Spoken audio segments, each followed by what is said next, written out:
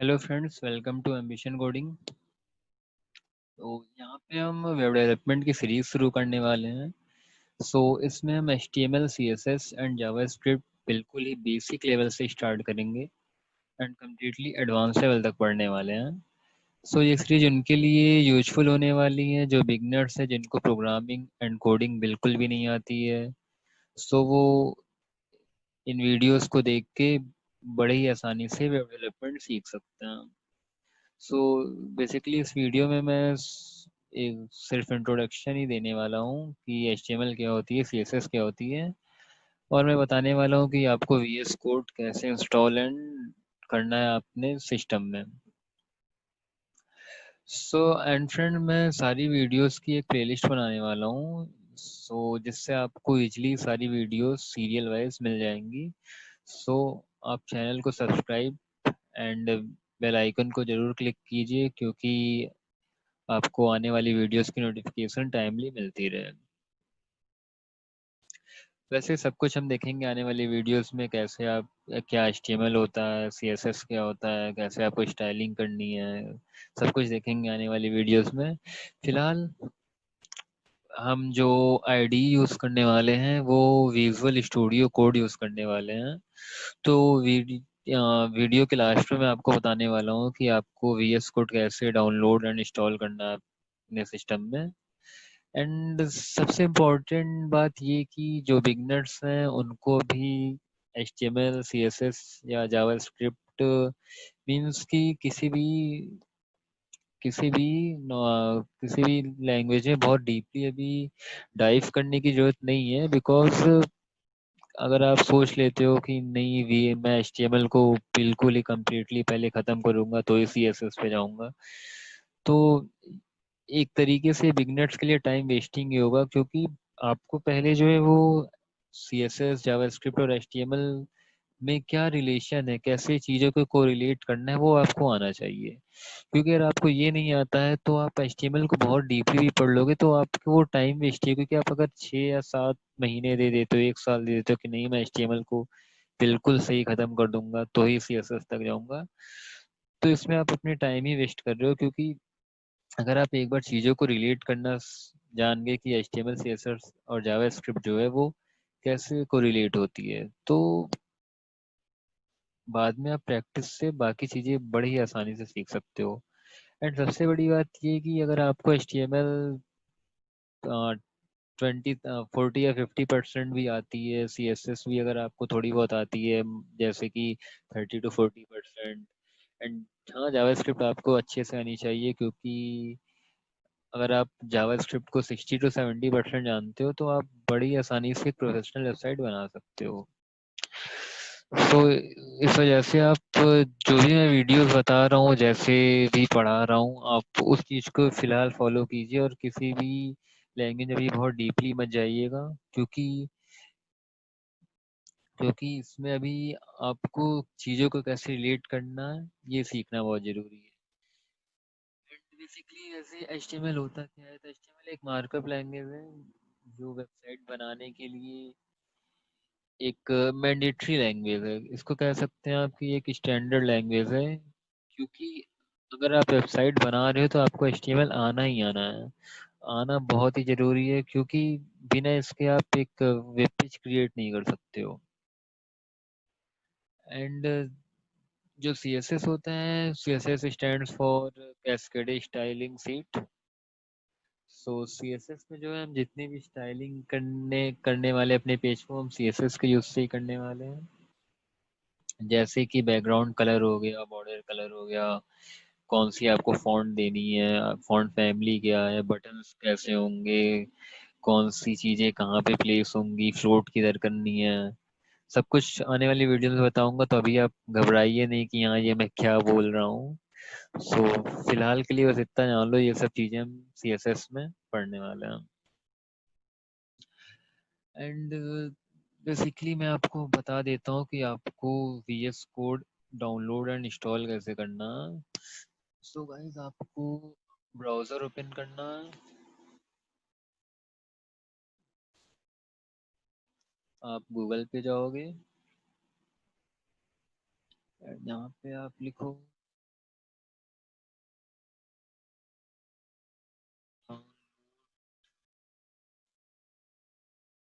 Visual studio.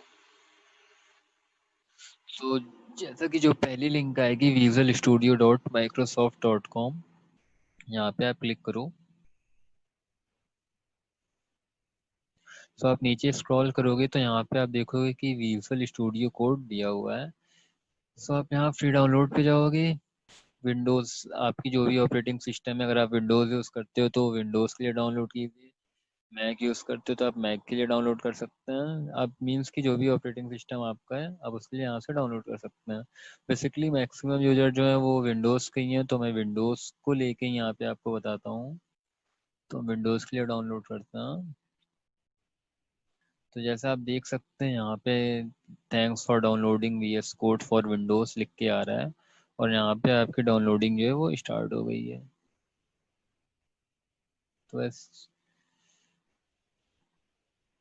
जी, तो फिलहाल तो मैं इसको कैंसिल कर देता हूँ क्योंकि मेरे में पहले से डाउनलोडेड है। आप इसको डाउनलोड कर लीजिए एंड इसकी सेटअप फाइल आपको डाउनलोड्स में मिल जाएगी। सो मैं आपको सीधे दिखाता हूँ कि आपको इंस्टॉल कैसे करना है सिस्टम में। तो आप जैसा कि आप देख सकते हैं VS कोड का सेटअप फाइल जो है वो यहाँ पे आ चुका है। तो आप इसको ओपन करेंगे। सो ये कुछ एग्रीमेंट से इसको आप एक्सेप्ट करिए, नेक्स्ट कीजिए। सो जैसे कि मेरे में ये पहले से इंस्टॉल है तो यहाँ पे जो मैंने इंस्टॉल के टाइम सेटिंग्स दी है वो यहाँ पे इनिशियली आ रही हैं। तो आपके सिस्टम में जो है वो कुछ इस टाइप से आएगा। सो आपको करना क्या है कि सारी जो बॉक्सेस हैं उनको चेक कर देना है। And अगर आप डेस्कटॉप आइकन बनाना चाहते हो तो आप इस पे भी चेक कर दीजिए, देन नेक्स्ट करिए और यहाँ से इंस्टॉल करिए। तो बेसिकली मैं तो अभी इंस्टॉल करके नहीं दिखाऊंगा क्योंकि मेरे में पहले से इंस्टॉल है। तो आप यहाँ से कुछ आपको करना नहीं है, बस यहाँ से आपको इंस्टॉल क्लिक करना और ये जो भी है आपका इंस्टॉल हो जाएगा। तो मैं इसको भी कैंसिल कर देता हूँ। एंड अगर आपको कोई भी प्रॉब्लम आती है डाउनलोड या इंस्टॉल से रिलेटेड तो आप कमेंट बॉक्स में बिल्कुल मुझे बता सकते हैं। सो हम विजुअल स्टूडियो कोड को ओपन करते हैं।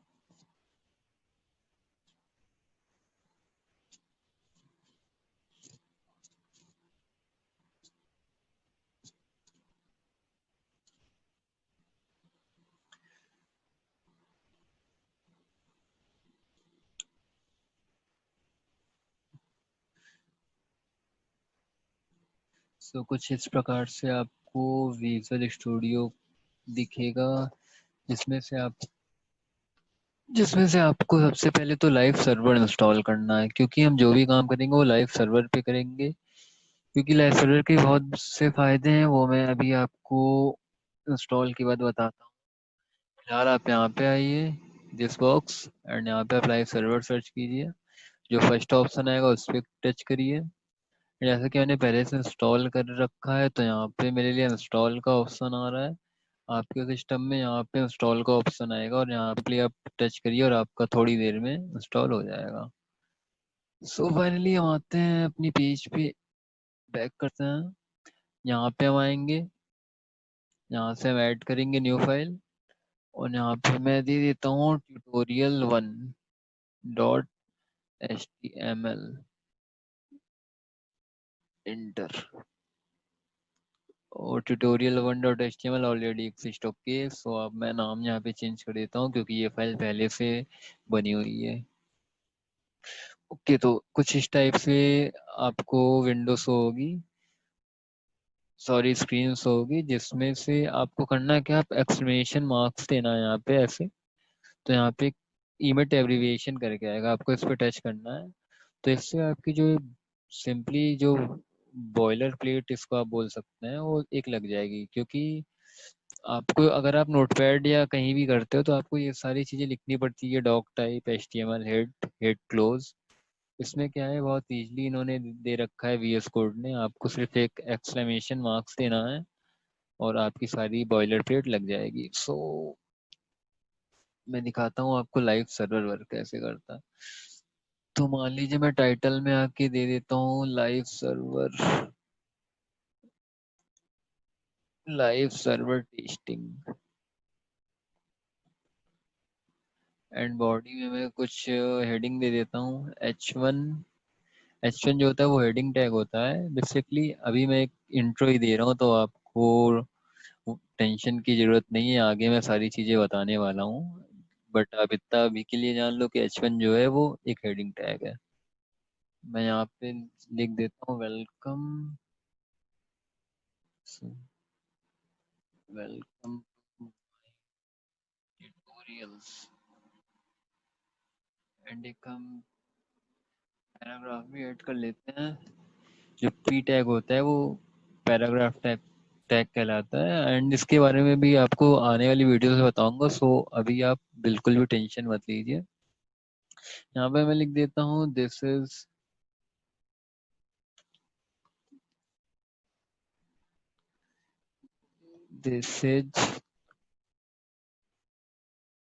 Mission coding. एंड मैं इस फाइल को सेव करता हूँ। सो यहाँ पे हम आएंगे नीचे, यहाँ पे गो लाइव का ऑप्शन आ रहा है, हम यहाँ पे टच करेंगे। हाँ जी, तो हमारी जो लाइव सर्वर की पेज है वो स्टार्ट हो जाएगी।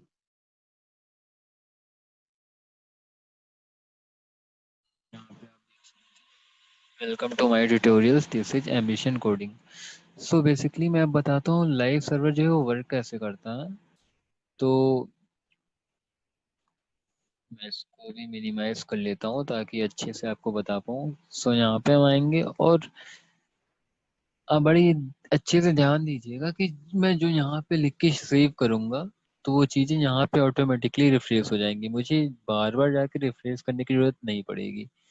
तो हम यहाँ पे एक और पैराग्राफ ऐड करते हैं। Hi, how are you. Sorry, हॉर्स हो गया जी। How are you.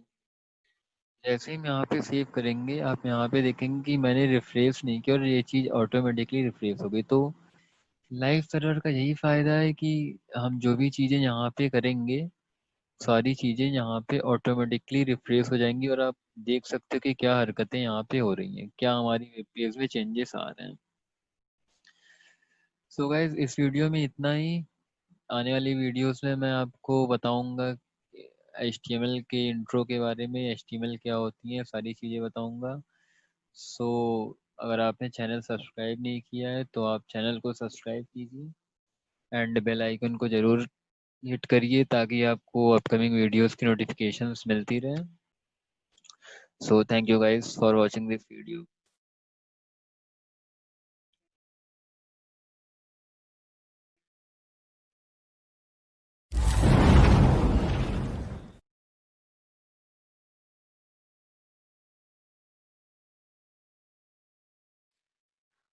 Hello friends, welcome to Ambition Coding. So last video में हम लोगों ने HTML CSS के इंट्रोडक्शन के बारे में जाना था और हमने देखा था कि कैसे हमें विजुअल स्टूडियो को डाउनलोड एंड इंस्टॉल करना है अपने सिस्टम में। तो अगर अभी तक आपने वीडियो को नहीं देखा है तो आप चैनल को सब्सक्राइब कीजिए, प्लेलिस्ट को बुकमार्क कीजिए और वीडियो को ज़रूर देखिए और बेल आइकन को प्रेस करिए ताकि आपको नेक्स्ट वीडियो की अपडेट मिलती रहे। आज की वीडियो में हम जानने वाले हैं HTML के कुछ टैग्स के बारे में, जैसे हो गया हेडिंग टैग, पैराग्राफ और मेटा टैग हो गया, HR टैग। बहुत से टैग के बारे में हम जानने वाले हैं। तो सबसे पहले तो हम एक फोल्डर बना लेते हैं यहाँ पे अपने कंप्यूटर पे और हम इसका नाम दे देते हैं वेब डेवलपमेंट ट्यूटोरियल। और इसको हम ओपन करेंगे और राइट क्लिक करके हम इसको ओपन विथ कोड करेंगे। तो जैसा आप देख सकते हैं यहाँ पे आपकी फोल्डर जो है वो बन गई वेब डेवलपमेंट ट्यूटोरियल्स। तो यहाँ पे हम न्यू फाइल क्रिएट करेंगे यहाँ पे क्लिक करके और इसका नाम मैं डाल देता हूँ ट्यूटोरियल 1.html। आप देख सकते हैं HTML की एक फाइल यहाँ पे क्रिएट हो गई है। और इसी तरह हम CSS फाइल बनाने के लिए हम यहाँ पे लिखेंगे tutorial1.css। इसकी आप जो भी नाम देना चाहते हैं आप दे सकते हैं। और जावास्क्रिप्ट की फाइल के लिए हम यहाँ लिखेंगे tutorial1.js। तो यहाँ पे JS की फाइल क्रिएट हो गई है। यहाँ पे आप देख सकते हैं tutorial1.css की फाइल क्रिएट हो गई है। और यहाँ पे HTML की। तो फिलहाल तो हम HTML की देखते हैं और सबसे पहले हम बॉयलर प्लेट लगा लेते हैं। यहाँ से हम इमेट करेंगे। जैसे कि आप देख सकते हैं बॉयलर प्लेट लग चुकी है। और यहाँ पे हम इसको आज मैं एक्सप्लेन कर देता हूँ कि ये सब चीज़ें हैं क्या। तो जो फर्स्ट लाइन में लिखा हुआ है डॉक टाइप HTML, तो ये ब्राउजर को बता रहा है कि ये जो डॉक्यूमेंट टाइप है वो HTML टाइप की डॉक्यूमेंट है। और जो सेकंड लाइन में आप देख रहे हैं लिखा हुआ HTML लैंग्वेज EN, तो ये बता रहा है कि जो लैंग्वेज इसमें यूज़ की गई है प्रोग्रामिंग में वो इंग्लिश लैंग्वेज है। और जो मेटा टैग्स होते हैं वो बेसिकली सर्च इंजन ऑप्टिमाइजेशन में यूज होता है और इससे हम अपनी वेबसाइट की रैंकिंग को बूस्ट करते हैं। तो जैसे कि मैं आपको दिखाता हूँ, हम गूगल पे सर्च करेंगे सर्च इंजन ऑप्टिमाइजेशन। तो जैसे कि जो ये पेज खुलती है तो यहाँ पे आप देख सकते हैं बहुत सारी वेबसाइट की लिंक यहाँ पे हमारे पास आती है। तो जैसे ये search engine land dot com जो दिया हुआ है ये वेबसाइट पहले आई हुई है। तो इनकी जो मेटा टैग्स और जो भी इनकी एसईओ है इनकी बहुत ही अच्छी की गई है। इस वजह से इनका जो साइट है ये बूस्ट होके टॉप पे आ रहा है।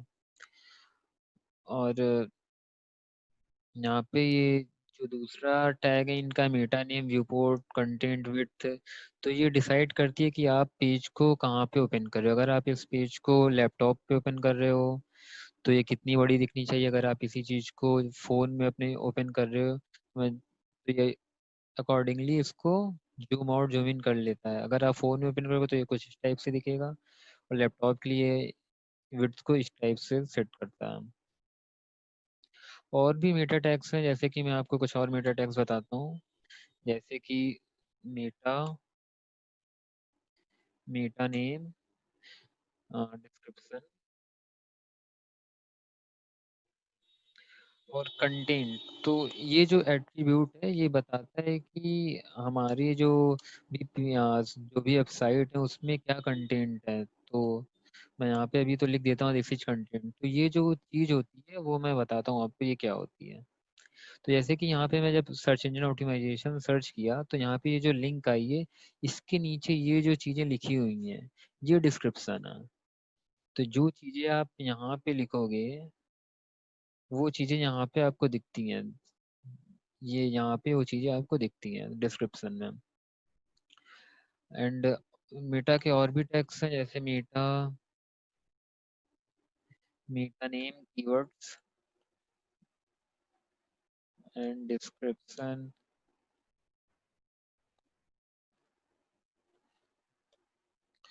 तो यहाँ पे आप ये डालते हो कि आपकी वेबसाइट में मीन्स की क्या चीज़ें दी गई हैं। तो जैसे कि अगर आपकी जो भी वेबसाइट है जो भी पेज है वो HTML की है तो आप यहाँ HTML लिखोगे।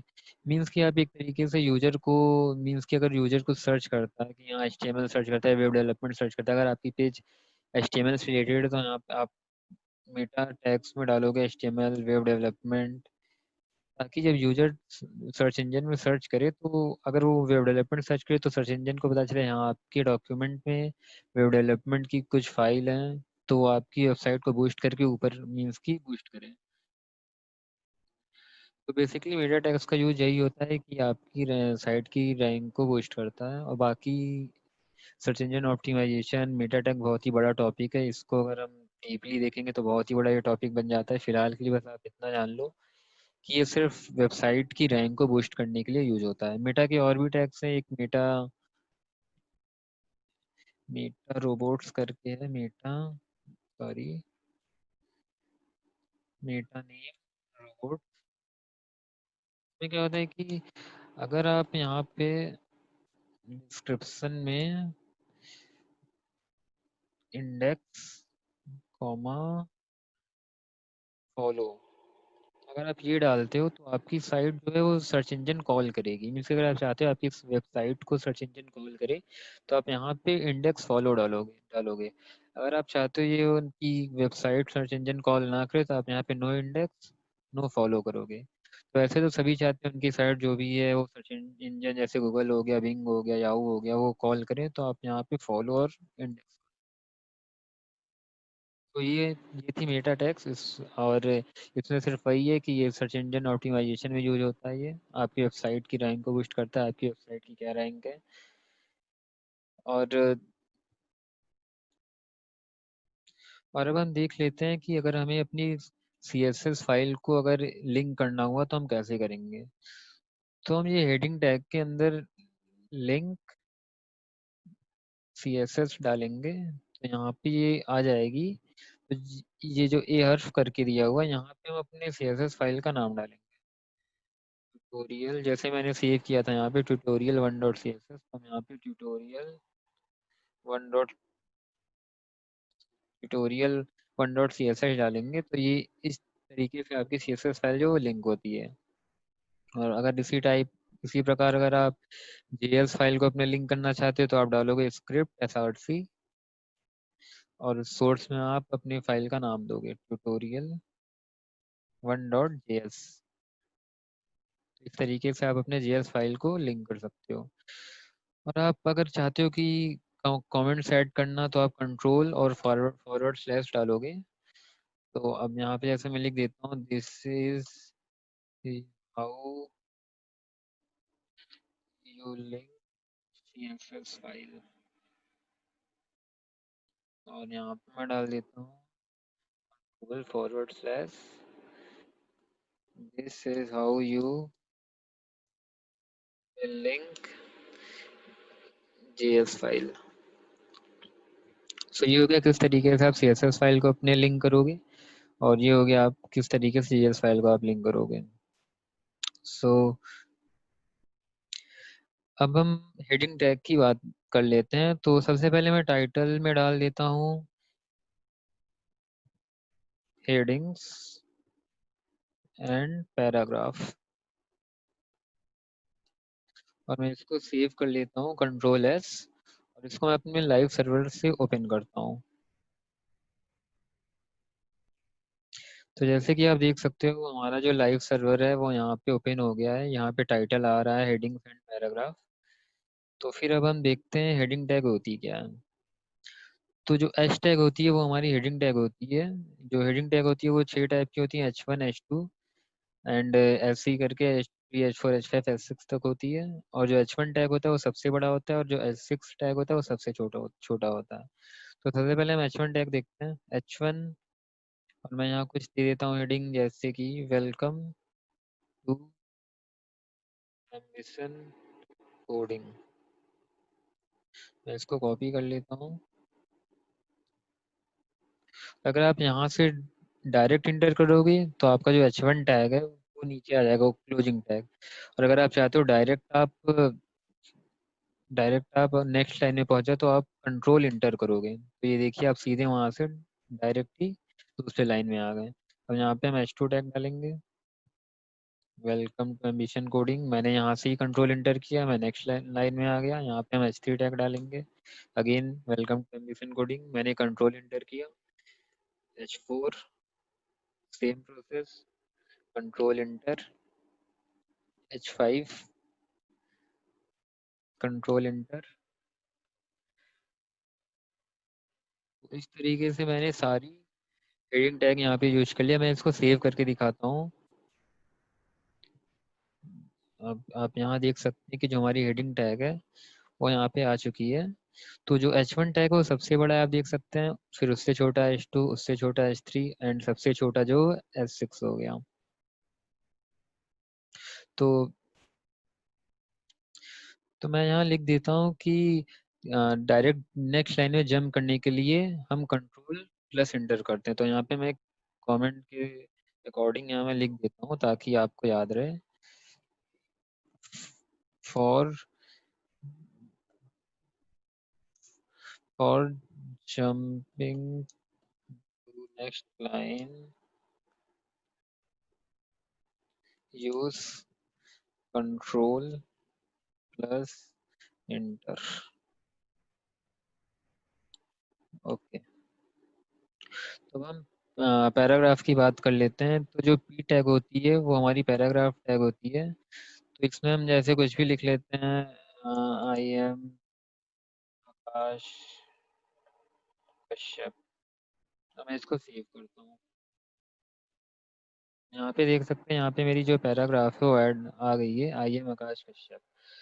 जैसे कि एक और इसमें बहुत अच्छी मीन्स की वीएस कोड में एक बहुत अच्छा ही इवेंट है। जैसे कि आप चाहते हो कि 300-400 लाइन ऑटोमेटिकली और 300-400 वर्ड इसमें ऑटोमेटिकली ऐड हो जाएं, तो आप पी टैग में लॉरेम मीन्स क्या, उस लॉरेम लिखोगे और उसके बाद आपको जितनी वर्ड्स चाहिए उतनी आप लिखोगे। जैसे मान लीजिए अगर आपको 30 वर्ड्स चाहिए तो आप यहाँ पे 30 लिख के इंटर करोगे, तो यहाँ आप देखोगे 30 वर्ड्स जो है वो इंटर हो गई है। और जैसे कि ये पेज से बाहर जा रहा है, तो मैं यहाँ सेटिंग्स में आऊँगा, कमांड पैलेट में आऊँगा और यहाँ पे व्यू 12 वर्ड रैप कर दूंगा। तो इससे क्या है कि जो हमारी लाइन बाहर जा रही थी वो पेज में आ जाएंगी। यहाँ पे आप देख सकते हैं 30 वर्ड्स इंटर हो गए हैं। सो मैं सेव करता हूँ। आप यहाँ देख सकते हैं एक और पैराग्राफ जो ऐड हो गई है।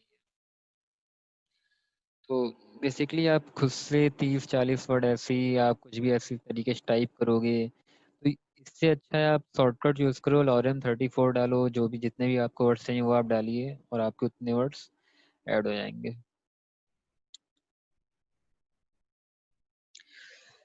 सपोज आप एक न्यू लाइन ऐड करना चाहते हो, तो आप सोचोगे कि हाँ ठीक है, मैं इसको यहाँ आया न्यू लाइन में लिख देता हूँ कुछ। मैं कुछ भी लिखता हूँ, welcome welcome welcome to Ambition Coding. और आप सोचोगे ठीक है ये नेक्स्ट लाइन में आ जाएगा। तो मैं इसको सेव करके आपको दिखाता हूँ, कंट्रोल एस में करता हूँ। तो यहाँ आप देखो ये नई लाइन में आया ही नहीं, ये तो उसी लाइन में ऐड होके आ रहा है। तो इसके लिए जो है वो मीन्स की जो HTML है वो एक्स्ट्रा स्पेस को इग्नोर करती है। तो आप यहाँ पे 50 स्पेस भी दे दोगे तो HTML इसको इग्नोर कर देगा। इसके लिए HTML इसको ये नहीं समझता है कि आप इसको नेक्स्ट लाइन में लिख रहे हो। तो मैं इसको सेव करके दिखाता हूँ जैसे। यहाँ पे देखो अभी भी वही चीज़ है, मैं इसको रिफ्रेश कर देता हूँ, देखिए अभी भी वही चीज़ है। तो नेक्स्ट लाइन करने के लिए हम BR टैग का यूज करते हैं।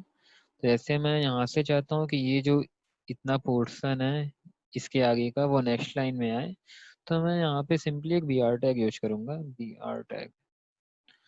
जैसे मैंने यहाँ पे BR टैग यूज किया, अब हम यहाँ पे देखेंगे तो जो हमारी वो लाइन थी वो यहाँ पे देखिए ये नेक्स्ट लाइन में आ गई है। तो आप सोचो कि मैंने BR टैग यूज किया और इसको मैंने क्लोज नहीं किया। तो मैं बता दूं कि BR टैग जो है उसमें मीन्स की ये सेल्फ क्लोजिंग टैग है। तो इसमें हमको खुद से क्लोज टैग देने की कोई भी जरूरत नहीं है। आप चाहो तो यहाँ दे सकते हो, इट डजेंट मैटर, उससे कोई फर्क नहीं पड़ता। सॉरी, बट ये जो है वो सेल्फ क्लोजिंग टैग है, इससे कोई भी फर्क नहीं पड़ता। आप देख सकते हो अभी भी वो चीज़ वैसे ही है। तो इसको आप डालने का कोई भी मतलब नहीं बनता। मैं इसको हटा देता हूँ, मैं इसको ऊपर कर देता हूँ। सो लेट सपोज आप चाहते हो कि जो आपका इतना जो भी वर्ड है ये बोल्ड हो जाए, तो आप बोल्ड के लिए आप बी टैग का यूज करोगे। और इसको मैं यहाँ से कट करके यहाँ पे कर देता हूँ।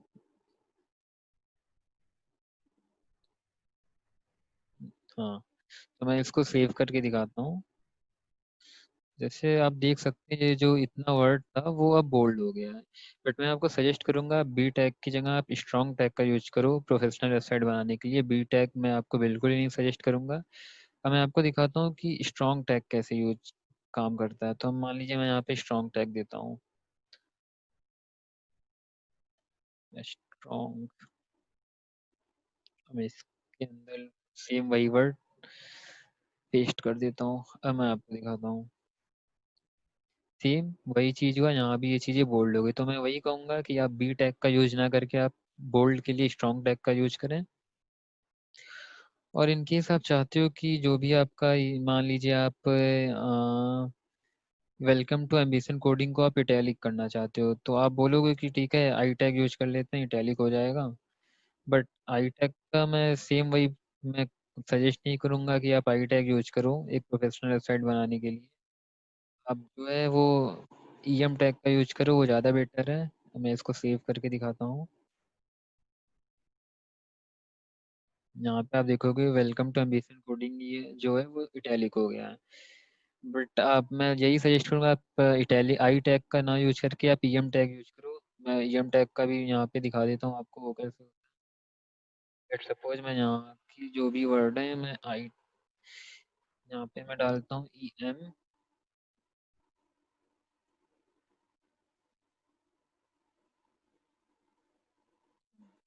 मैंने यहाँ ई एम टैग डाला और मैं यहाँ पे कोई वर्ड लिख देता हूँ, वेलकम, वेलकम ईयर, और मैं सेव करता हूँ। तो यहाँ आप देख सकते हो जो वेलकम ईयर है, ये जो है वो इटैलिक हो गया। मैं थोड़ा जूम करके शो करता हूँ। हाँ जी, ये देखिए आप जो भी यहाँ पे जो ईएम टैग हमने यूज किया यहाँ पे ये इटैलिक हो गया। तो मैं यही सजेस्ट करूंगा आप बोल्ड के लिए स्ट्रॉन्ग टैग का यूज करो और इटैलिक के लिए आप ईएम टैग का यूज करो। सो सपोज आप चाहते हो एक हॉरिजॉन्टल लाइन अपने पेज पे ड्रॉ करना, तो आप एच आर टैग का यूज करोगे। तो यहाँ पे मैं एच आर टैग यूज करके दिखाता हूँ। हम डालेंगे यहाँ पे एच आर। पहले हम यहाँ पे एक पैराग्राफ ऐड करते हैं और यहाँ पे हम डालते हैं लॉरेम 36 वर्ड्स मान लीजिए मेरे मुझे चाहिए, तो मैं यहाँ पे इंटर करता हूँ। यहाँ पे 36 वर्ड जो है वो ऐड हो चुकी हैं। तो लेट सपोज मैं चाहता हूँ कि ये यहाँ ऊपर की कंटेंट ऊपर है और ये जो नीचे कंटेंट दिया हुआ है ये एक हॉरिजॉन्टल लाइन के नीचे आए। तो मैं यहाँ पे एच आर टैग का यूज करूँगा। तो मैं यहाँ पे आऊँगा और यहाँ पे मैं एक एच आर टैग दूंगा। और एच आर टैग भी सेल्फ क्लोजिंग टैग है, तो आपको इसको क्लोज करने की जरूरत नहीं है। मैं सेव करके दिखाता हूँ। अब यहाँ देख सकते हो यहाँ पे एक हॉरिजॉन्टल लाइन जो है वो आ चुकी है। और यहाँ की जो भी चीज़ें इसके ऊपर लिखी गई हैं वो इस लाइन के ऊपर हैं, और एच आर टैग के बाद ये चीज़ें हैं। सो लेट सपोज आप चाहते हो कि आप चाहते हो कि आप 5-6 पैराग्राफ ऐड करना चाहते हो, तो आप एक और तरीका है, पैराग्राफ को बार बार पी टैग लिखने का जरूरत नहीं पड़ेगा आपको। आप यहाँ पे पी डालिए, मल्टीप्लाई बाई, मान लीजिए आप 5 पैराग्राफ ऐड करना चाहते हैं तो यहाँ पे इंटू 5 डाल के इंटर करिए। तो आप देख सकते हैं 5 पैराग्राफ यहाँ पे ऐड हो चुके हैं। तो आप यहाँ पे डायरेक्ट लिख सकते हैं कुछ जो भी आपको देना है, हाउ आर यू। आप चाहते हो कि सीधे आप दूसरे पैराग्राफ पे पहुंच जाएं, तो आप टैब बटन यूज करेंगे, आप सीधे नीचे पहुंच जाएंगे। आप वहाँ पे कुछ भी डाल दीजिए, हाय हेलो। फिर आप टैप करेंगे, आप नीचे पहुंच जाएंगे। यहाँ पे आप कुछ भी डाल सकते हैं। यहाँ पे मैं डाल देता हूँ एम्बिशन कोडिंग। मैं सेव करके दिखाता हूँ इसको। तो ये चीज़ें यहाँ पे आ चुकी हैं। आप बोलोगे कि ये कितनी गंदी वेबसाइट दिख रही है, और अदर वेबसाइट देखिए, आप ये देख लीजिए या फिर कुछ भी देख लीजिए, दूसरी वेबसाइट कितनी अच्छी दिखती हैं। तो अभी हमने स्टाइलिंग नहीं की, अभी हमने सिर्फ HTML सीखा हुआ है। तो जब हम CSS पढ़ेंगे तो वहाँ पे हम स्टाइलिंग करेंगे पेज की, तो हमारी भी वेबसाइट बहुत अच्छी दिखने वाली है। लेट सपोज फिर भी मैं आपको थोड़ा सा यहाँ पे CSS का यूज दिखा देता हूँ। आपको टेंशन की जरूरत नहीं है, मैं आगे इसको बहुत ही डिटेल में समझाऊंगा। अभी बस मैं आपको दिखा रहा हूँ स्टाइलिंग करते कैसा। लेट सपोज आप H1 टैग की जो हेडिंग है उसको आप थोड़ा उसमें कलरिंग करना चाहते हैं, तो आप यहाँ पे H1 डालोगे हेड के अंदर और आप इंटर करोगे। और आप यहाँ पे डालोगे कलर। एक्चुअली यहाँ पे एरर आ जाएगी क्योंकि मैंने स्टाइल टैग नहीं यूज किया है। तो यहाँ पे पहले आप स्टाइल डालोगे और फिर आप यहाँ पे H1 में आपको करना है चेंजेस, तो आप H1 डाल के इंटर करोगे। अब यहाँ पे आप चाहते हो कि ठीक है जो H1 हेडिंग है उसका हम कलर ब्लैक से कुछ और करना चाहते हैं, तो आप यहाँ पे कलर डालोगे और मान लीजिए इसमें से मैं ले लेता हूँ एक्वा कलर ले लेता हूँ। मैं सेव करके दिखाता हूँ इसको। तो यहाँ आप देख सकते हैं जो पहली हेडिंग है उसका कलर जो है वो चेंज हो चुका है। और लेट सपोज आप चाहते हो कि ठीक है आपकी जो पहली हेडिंग है वो बॉक्स में हो, तो आप इसमें बॉर्डर लगा सकते हो। बॉर्डर आप मैं 2 पिक्सल सॉलिड रेड कलर का एक बॉर्डर इसमें लगा देता हूँ। मैं सेव करके दिखाता हूँ इसको। जैसे आप यहाँ देख पा रहे हैं यहाँ पे एक सॉलिड रेड कलर की एक बॉर्डर लग चुकी है पहले हेडिंग में। और अब आप चाहते हो कि ठीक है ये बहुत गंदा लग रहा है, ये लेफ्ट से अलाइन है, आप इसको सेंटर करना चाहते हो, मीन्स कि ये हेडिंग टैग को, पहले हेडिंग टैग को, तो आप यहाँ पे simply text text align tag use करोगे और इसको सेंटर कर दोगे। तो सेव करने पे आप यहाँ देख सकते हैं जो H1 टैग है वो हमारा सेंटर में आ चुका है। एंड सपोज आप चाह रहे हो ठीक है इस बॉक्स की जो बैक मीन्स में हम कलर कुछ डालना है, इसकी बैकग्राउंड में कुछ कलर डालना है, तो उसके लिए आप यहाँ पे आओगे और यहाँ पे आप डालोगे बैकग्राउंड बैकग्राउंड कलर। मान लीजिए मैं बैकग्राउंड कलर दे देता हूँ थोड़ा रोजी ब्राउन में डाल देता हूँ। और सेव करने पे ये देखिए यहाँ पे बैकग्राउंड कलर भी आ चुकी है। तो कुछ इस प्रकार से हम CSS का यूज करके स्टाइलिंग करेंगे। फिलहाल आप इस पे मत फोकस कीजिए, मैं बस अभी आपको एक थोड़ा छोटा सा इंट्रोडक्शन दे रहा था कि मैं CSS में क्या करने वाला हूँ, ताकि आपको बोरिंग ना लगे कि हाँ ये क्या ऐसी चीज़ें हो रही हैं, बहुत सिंपल सा लग रहा है। तो अभी आगे हम बहुत ही अच्छी अच्छी चीज़ें पढ़ने वाले हैं। सो आप इस वीडियोस को पूरा देखिए, वीडियो स्किप मत करिए। और अगर आप प्लेलिस्ट को अभी तक नहीं बुकमार्क किए तो आप उसको प्लीज़ बुकमार्क करिए और सारी वीडियोस को एक्सेस करिए। और मैं एक बार रिपीट कर देता हूँ मैंने क्या क्या बताया आज आपको इस पूरे वीडियो में। तो सबसे पहले मैंने आपको बताया ये डॉक टाइप HTML होता है, ये ब्राउज़र को बताता है। उसका मैंने मेटा टैग बताया कि ये सर्च इंजन ऑप्टिमाइजेशन में वर्क होता है, कैसे आपकी वेबसाइट की रैंकिंग बूस्ट होती है। और उसके बाद हमने देखा कि H1 टैग, H2 टैग, ये हेडिंग टैग होती है। H1 सबसे बड़ा टैग होता है, H6 सबसे छोटा टैग होता है। और कैसे CSS की फाइल हमको लिंक करनी है वो यहाँ पे हमने देखा।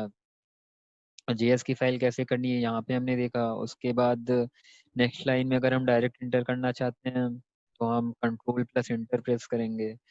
उसके बाद हमने देखा कि हम किसी भी वर्ड को या पैराग्राफ को बोल्ड करना हो तो हम बी टैग का ना यूज करके स्ट्रॉन्ग टैग का यूज करेंगे। और इटैलिक करना है तो हम आई टैग का ना यूज करके EM टैग यूज करेंगे। और अगर हमें नेक्स्ट लाइन में इसकी नेक्स्ट लाइन में जाना है तो हम BR टैग का यूज करेंगे। और अगर हमें कोई हॉरिजॉन्टल लाइन क्रिएट करनी है अपने पेज पे तो हम HR टैग यूज करेंगे। और मैंने थोड़ा बहुत CSS के बारे में बताया है जिसको आप अभी ध्यान मत दीजिए, इसको हम बहुत ही डिटेल में आगे पढ़ने वाले हैं। बस मैंने इसको यहाँ पे थोड़ा सा इंट्रोडक्शन दिया कि CSS की मदद से किस प्रकार से हम वेब पेज को स्टाइलिंग करने वाले हैं, कुछ इस प्रकार से। इससे भी अच्छा स्टाइलिंग करेंगे और बहुत ही बढ़िया रिस्पॉन्सिव वेब पेज हम बनाएंगे। सो आप उसके लिए बिल्कुल टेंशन मत लीजिए। फिलहाल आप चैनल को सब्सक्राइब कीजिए और प्लेलिस्ट को वॉच करिए और बेल आइकन को प्रेस करिए for upcoming videos. And thank you for watching this video.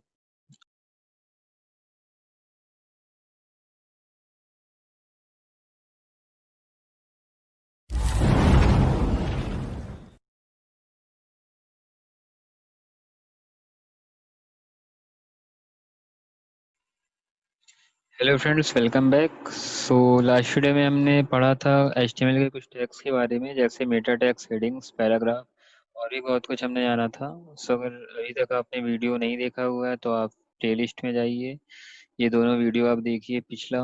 और अगर अभी तक आपने चैनल को सब्सक्राइब नहीं किया तो चैनल को आप सब्सक्राइब करिए और बेल आइकन को प्रेस करिए ताकि आपको नेक्स्ट वीडियोस की अपडेट मिलती रहे।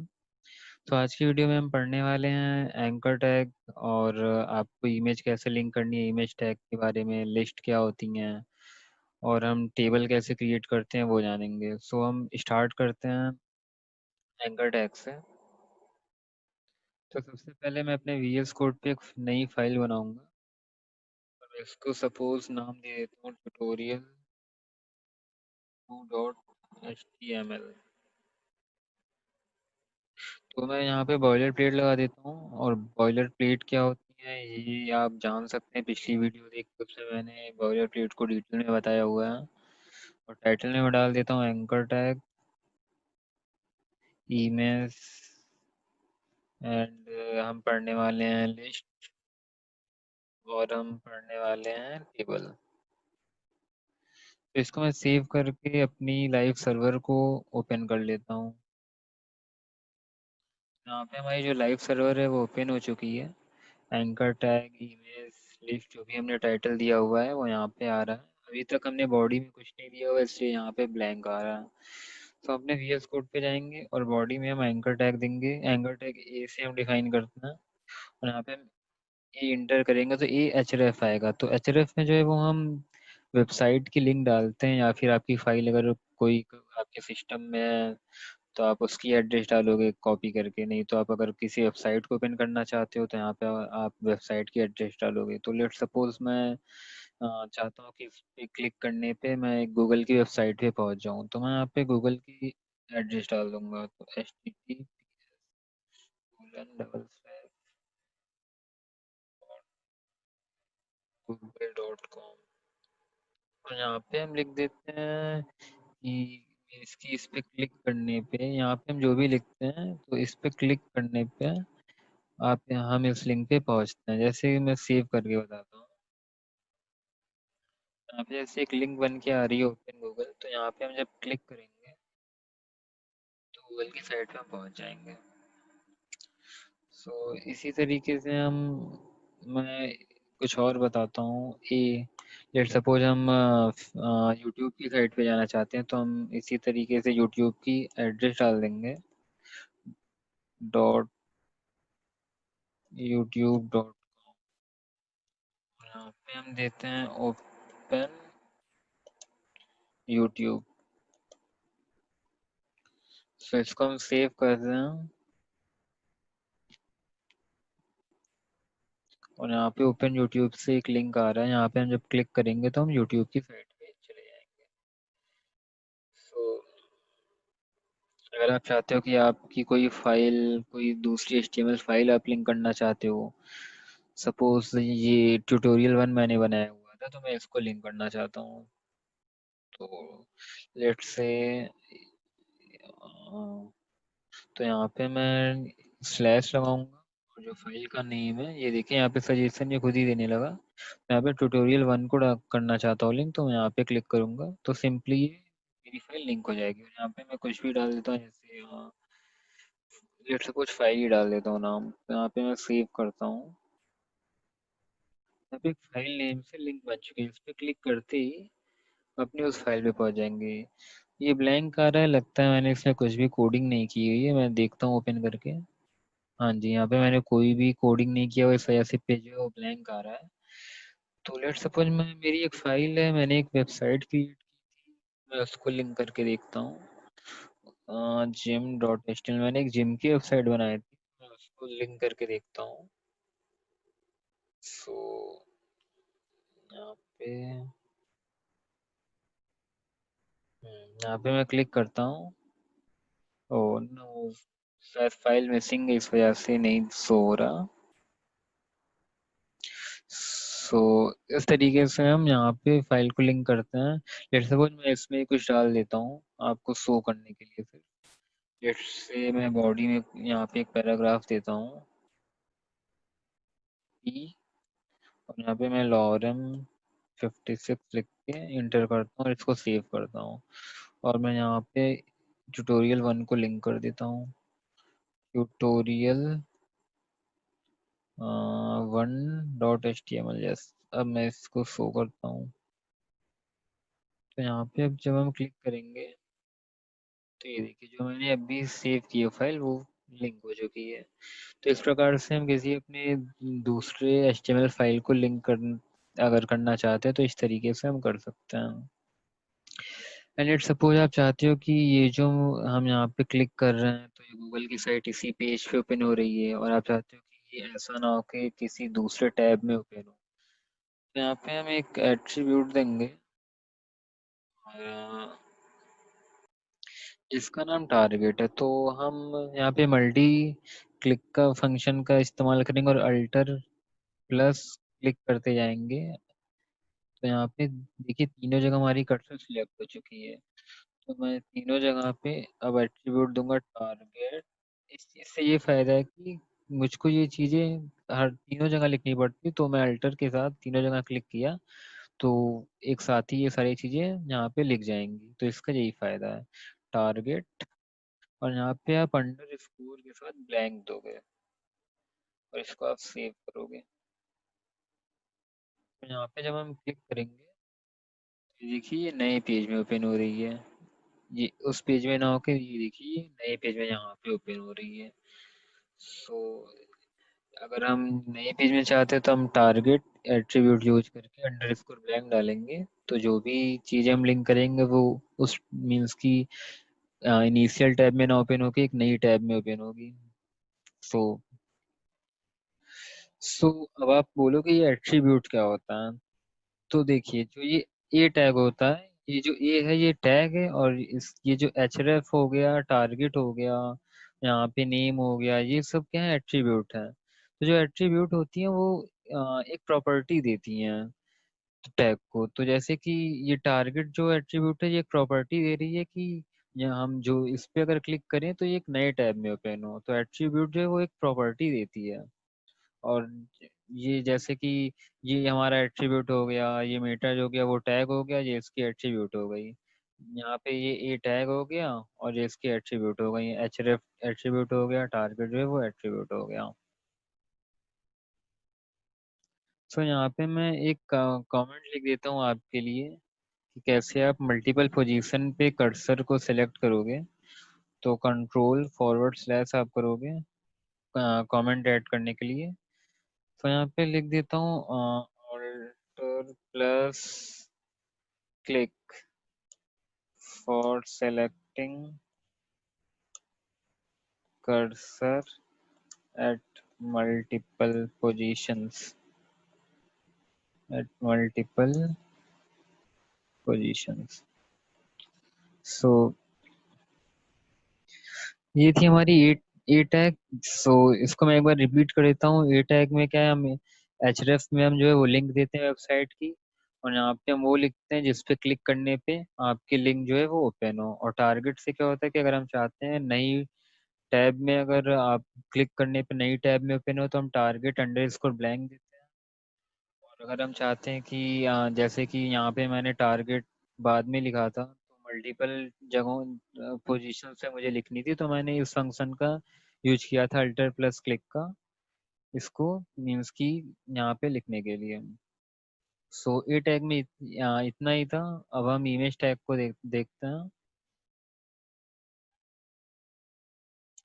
सो इमेज टैग के लिए हम img टैग यूज करते हैं। यहाँ पे हम img लिखेंगे, इंटर करेंगे तो सोर्स में जो है हम सेम वही यहाँ पे हम इमेज की सोर्स देते हैं, उसकी क्या लोकेशन है। यहाँ पे मीन्स की उसकी सोर्स देते हैं कि उस लोकेशन, अगर आपके सिस्टम में इमेज है तो उसकी क्या लोकेशन है उसको हम यहाँ देते हैं। अगर आप ऑनलाइन किसी इमेज को यहाँ पे इंपोर्ट कर रहे हो तो हम उसकी एड्रेस यहाँ पे देते हैं। और अल्टर में क्या होता है कि ऑल्ट में हम देते हैं यहाँ पे कि जैसे अगर आपकी नेट कनेक्शन बहुत स्लो है, आपकी इमेज नहीं लोड हो पाती है, तो ऑल्ट में हम वही लिखते हैं, कुछ ऐसी चीजें लिखते हैं जो इमेज से रिलेटेड हो, ताकि अगर इमेज ना लोड हो तो आप ऑल्ट में पढ़ लें कि हाँ इस इमेज में ये चीज प्रेजेंट है। तो लेट सपोज अगर इमेज में कोई टेक्स्ट है तो हम ऑल्ट में उस टेक्स्ट को लिख देते हैं कि हाँ ठीक है यहाँ पे इमेज नहीं लोड हुआ तो यहाँ पे ये टेक्स्ट है, हम टेक्स्ट देख के समझ जाते हैं। तो लेट सपोज ऑल्ट में मैं डाल देता हूँ एरर, एरर लोडिंग। वैसे यहाँ पे हम लोग ये नहीं लिखते हैं क्योंकि ये सही तरीका नहीं है। अगर जैसे ईमेल्स में क्या है यहाँ पे हम वो लिखते हैं ताकि हमको अगर इनकेस स्लो कनेक्शन यूज कर रहे हैं, ईमेल्स नहीं लोड होती है, तो ऑल्ट का काम यही है कि ये बताता है कि वहाँ पे मीन्स की क्या चीजें हैं, तो इससे हम जान सकते हैं। तो यहाँ पे हम ऐसी चीजें देते हैं जिससे हमको पता चले कि यहाँ ईमेल्स में हमारी क्या प्रेजेंट है। तो सिंपली अभी मैं यहाँ पे कुछ भी एड्रेस नहीं देता हूँ और इसको मैं सेव करके दिखाता हूँ।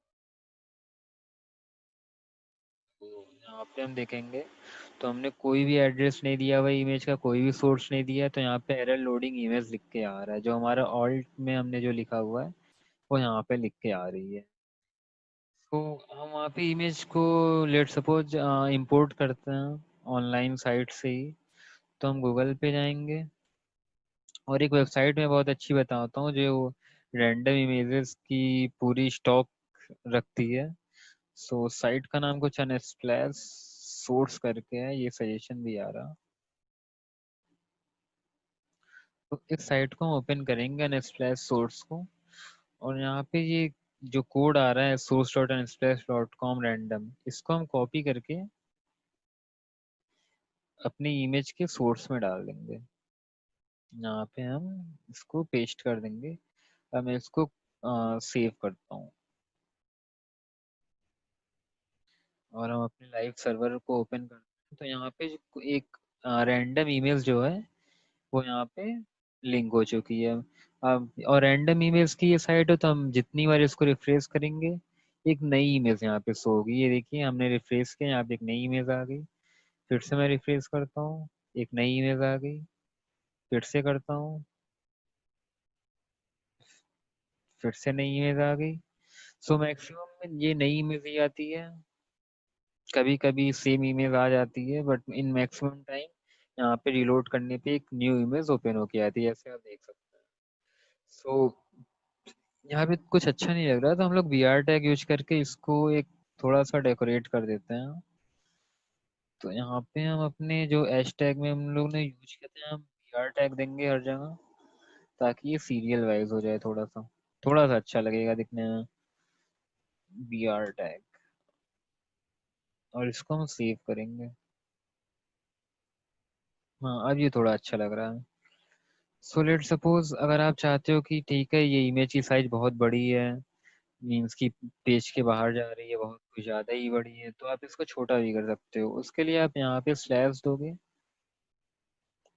और यहाँ पे आप इमेज की विड्थ एंड हाइट की साइज दोगे। लेट सपोज मैं यहाँ दे देता हूँ 300 बाई 200 की इमेज ही मुझे चाहिए, तो यहाँ पे मैं ये लिख के सेव कर देता हूँ। इससे क्या है कि आपकी 300 बाई 200 साइज की इमेज यहाँ पे शो होगी। तो इनकेस आप चाहते हो कि ठीक है मुझे कुछ नेचर की फोटो चाहिए, तो यहाँ पे आप नेचर कुछ भी दे दोगे आप। वॉलपेपर लेट सपोज मैं देता हूँ कि मुझे नेचर की वॉलपेपर चाहिए, और मैं इसको सेव करता हूँ।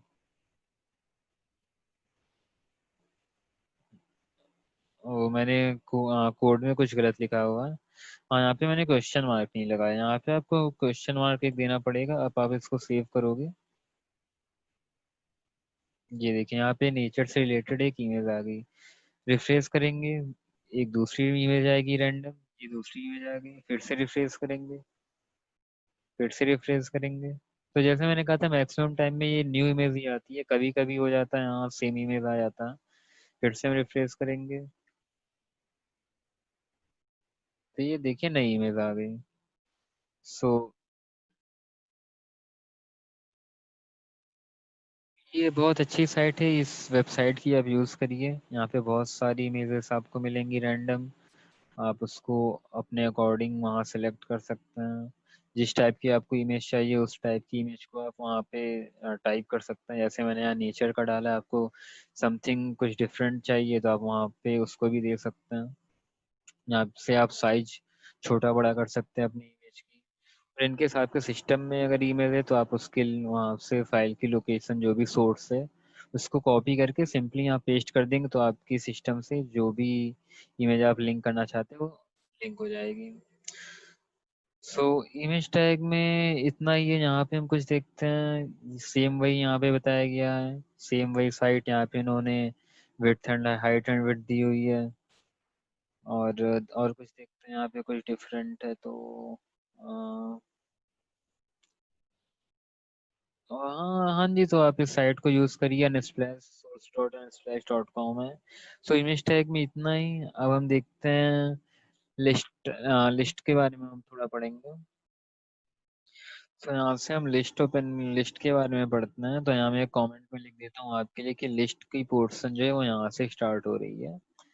सो लिस्ट जो होती है वो दो टाइप की होती है, एक अनऑर्डर्ड होती है, एक ऑर्डर्ड होती है। तो अनऑर्डर्ड के लिए हम यूएल टैग का यूज करते हैं, यूएल टैग। और फिर हम यहाँ पे एल आई देंगे। और लेट सपोज मैं एल आई बार बार लिखने से बेटर है आप L I into, let suppose आपको तीन टैग चाहिए एल आई के, तो आप इंटू थ्री करके आप इंटर करोगे तो यहाँ पे तीन टैग आ जाएंगी। तो सिंपली जैसे मैंने अभी बताया था ऑल्टर के साथ हम यहाँ पे तीनों जगह सेलेक्ट करेंगे, क्योंकि मैं अभी सेम सेम चीज लिखता हूँ। लेट सपोज मैं यहाँ पे लिख देता हूँ नेम, और मैं इसको सेव करता हूँ। हमारी लाइव सर्वर, हाँ जी, लाइव सर्वर को यहाँ पे आप देख सकते हैं कि यहाँ पे जो हमारी लिस्ट है वो यहाँ पे आ चुकी है। तो ये जैसे अनऑर्डर लिस्ट है तो यहाँ पे बुलेट्स आ रही हैं। और वैसे अच्छा नहीं लग रहा नेम नेम नेम, यहाँ पे हम थोड़ा चेंजेस करते हैं। और यहाँ पे हम कुछ डिफरेंट देते हैं, यहाँ नेम हो गया, यहाँ पे लेट सपोज आईडी दे देते हैं हम, यहाँ पे हम दे देते हैं रोल नंबर डाल देते हैं। आप कुछ भी दे सकते हो अपने अकॉर्डिंग, जो भी है यहाँ पे हम ये दे के सेव करते हैं। हाँ जी, तो ये थोड़ा ठीक लग रहा है। सो ये थी सो हम ऑर्डर लिस्ट देखते हैं। तो ऑर्डर लिस्ट के लिए हम ओ एल देंगे, और सेम वही प्रोसेस रहेगा। बाकी एल आई इंटू जितने भी आप लिस्ट मीन्स की जितनी भी बड़ी आपकी लिस्ट बनानी है आपको, उतनी आप यहाँ से इंपोर्ट कर लीजिए। एल आई इंटू थ्री मैंने कर दिया। यहाँ पे मैं डाल देता हूँ आकाश, यहाँ पे आईडी लेट सपोज कुछ भी डाल देता हूँ। आप मीन्स की यहाँ कुछ भी लिख सकते हैं अपने अकॉर्डिंग। मैं इसको सेव करके दिखाता हूँ। तो जैसे कि ये ऑर्डर लिस्ट है तो यहाँ पे वन टू थ्री करके आ रहा है, और ये अनऑर्डर लिस्ट थी तो यहाँ पे बुलेट्स आ रही थी। तो जो अनऑर्डर लिस्ट होती है वो मतलब तीन टाइप की होती है, एक डिस्क होता है, एक स्क्वायर होता है, एक सर्कल होता है। तो हम पहले अनऑर्डर लिस्ट में देखते हैं। यहाँ पे हम आते हैं, और इनकी आप यहाँ से जैसे कहाँ गया, डार्क डार्क मीन्स की बुलेट आ रही है, आप यहाँ पे चेंज करना चाहते हो तो आप यूएल में आओगे, यहाँ पे टाइप दोगे, यूएल टाइप, और यहाँ पे आप लिख दोगे जैसे कि डिस्क, और इसे सेव करोगे। तो हमारी लाइव सर्वर में तो जैसे कि डिस्क की पहले से डिस्क थी तो यहाँ पे डिस्क ही दिखा रहा है। मैं इसको चेंज कर, इसको मैं इसकी डिफॉल्ट डिस्क को ही लेता है, तो यहाँ पे मैं सर्कल को करता हूँ, सर्कल सेव करता हूँ मैं इसको। तो यहाँ आप देख सकते हैं आपके सर्कल की ऑर्डरिंग आ गई है। तो यहाँ पे ये चेंज हो गया। एक स्क्वायर भी होती है, मैं स्क्वायर भी करके दिखा देता हूँ। स्क्वायर, इसको मैं करता हूँ सेव। यहाँ पे ये देखिए कुछ स्क्वायर में आ गया है, स्क्वायर टाइप में जो नंबरिंग है वो हो गई है। और जो हमारी ऑर्डर लिस्ट होती है हम उसके टाइप देखते हैं वो कितने टाइप की होती हैं। तो यहाँ पे हम ऑर्डर लिस्ट में आएंगे, और यहाँ पे हम टाइप देंगे, टाइप। तो यहाँ देखिए ऑर्डर लिस्ट की जो टाइप है वो सारी यहाँ पे आ रही है। अगर आप नंबरिंग में चाहते हो तो आप ये दे सकते हैं, आप कैपिटल ए में चाहते हो, कैपिटल लेटर्स में चाहते हो आप ये दे दो, अगर आप स्मॉल लेटर्स में चाहते हो तो आप ये सेलेक्ट कर लो। अ, तो लेट्स सपोज मैं स्मॉल लेटर का देता हूँ और सेव करता हूँ। तो यहाँ देखिए स्मॉल लेटर की ए बी सी में जो है वो नंबरिंग हो गई यहाँ पे। और चेंज करके दिखाता हूँ कुछ, लेट सपोज कैपिटल ए में चाहिए तो इसको सेव करते हैं। तो यहाँ पे कैपिटल में जो है वो ऑर्डरिंग हो जाएगी। So by default one two three होता है, नंबरिंग होता है, इसमें नंबर जो होता है वो बाय डिफॉल्ट सेलेक्ट होता है ऑर्डर लिस्ट में। और अनऑर्डर लिस्ट में जो होती है वो बाय डिफॉल्ट डिस्क सेलेक्ट होती है। सो ये थी हमारी ऑर्डर्ड एंड अनऑर्डर लिस्ट। सो हम देखते हैं टेबल्स के बारे में। तो यहाँ पे मैं आऊँगा और एक हेडिंग दे दूंगा, let suppose H H2 heading दे देता हूँ मैं यहाँ पे, और यहाँ पे लिख देता हूँ टेबल्स, और मैं इसको सेव करता हूँ। सो यहाँ पे टेबल से एक हेडिंग आ चुकी है, और यहाँ पे मैं अब टेबल टेबल में जो है वो दो पार्ट होती हैं। टेबल के अंदर जो है वो दो पार्ट होती है, एक टी हेड होता है और एक टी बॉडी होता है। तो सबसे पहले हम टेबल टैग देंगे। यहाँ पे मैंने टेबल टैग दिया, और टेबल के अंदर दो पार्ट होते हैं, एक टी हेड होता है, एक टी बॉडी होती है। तो यहाँ पे हम टी हेड देंगे, और टी हेड के अंदर हम लिखते हैं table root, T R tag का यूज करते हैं। और यहाँ पे जैसे कि आप टी हेड के अंदर हैं, तो यहाँ पे अब आप टी एच टैग का यूज करेंगे। और यहाँ पे आप कुछ भी दे सकते हैं। लेट सपोज हेडिंग्स में हम ले देते हैं नेम, दूसरे टी एच टैग में हम दे देते हैं लेट सपोज आईडी, और तीसरे टी एच टैग में हम दे देते हैं फोन नंबर। ओके, इसको मैं सेव करता हूँ तो कुछ, तो यहाँ देख सकते हैं कि ये नेम आईडी फोन नंबर, ये तीनों जो है यहाँ पे आ चुकी हैं। और अब हम टी बॉडी देंगे यहाँ पे, टी टी बॉडी, यहाँ पे हम यूज करेंगे टी आर टैग। और अगर आप टी बॉडी में हैं, तो आप यहाँ पे टी एच ना देके आप यहाँ पे दोगे टी डी, आप यहाँ पे टी डी टैग दोगे। और जैसे हमने यहाँ पे ऊपर हेडिंग में यहाँ पे हमने नेम दिया हुआ है, तो यहाँ पे हम जो भी स्टूडेंट, अगर यहाँ पे आपने स्टूडेंट नेम के लिए दिया है, तो आप स्टूडेंट का नेम यहाँ दोगे। लेट सपोज मैं दे देता हूँ नमन। और जैसे कि अभी हमें दो टी डी और टैग और यूज करना पड़ेगा, तो यहाँ पे T D multiply by two, यहाँ पे मेरी दो टी डी टैग जो है वो ऐड हो चुकी हैं। तो यहाँ पे मुझे आईडी देना है, तो आईडी लेट सपोज मैं 001 दे देता हूँ। और आप टैब यूज करोगे तो आप सीधे नीचे पहुंच जाओगे।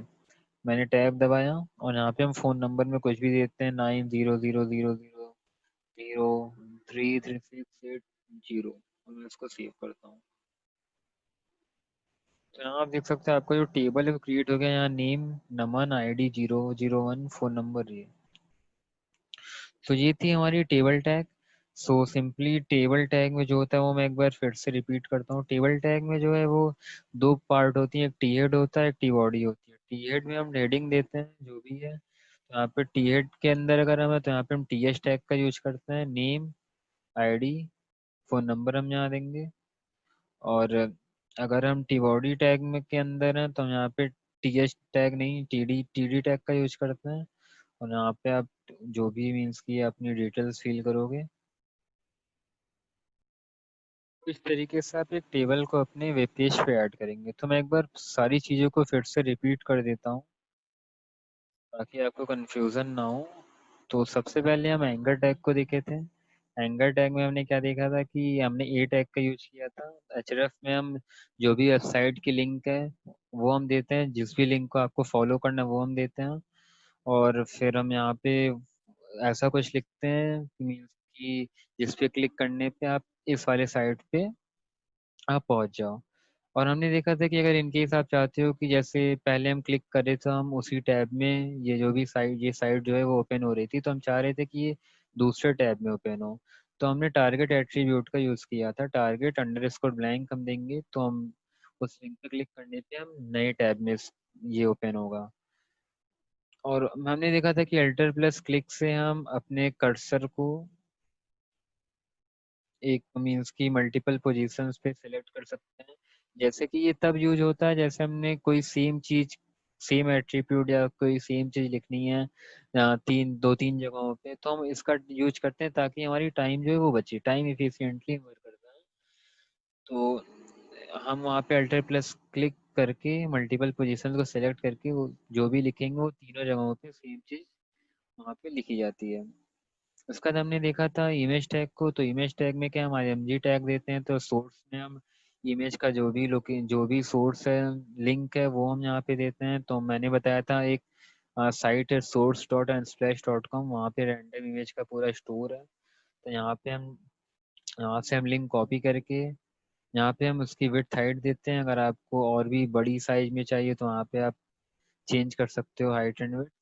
इनकेस आप कोई प्रेफरेंस देना चाहते हो, आपको नेचर की वॉलपेपर चाहिए या आपको कुछ भी चाहिए, क्रिकेट रिलेटेड चाहिए, गेमिंग रिलेटेड चाहिए, वॉलपेपर चाहिए, तो आप यहाँ पे दे सकते हो। नेचर की जगह आप वॉल गेमिंग लिख दोगे और यहाँ पे जो भी आपको देना आप दे सकते हैं।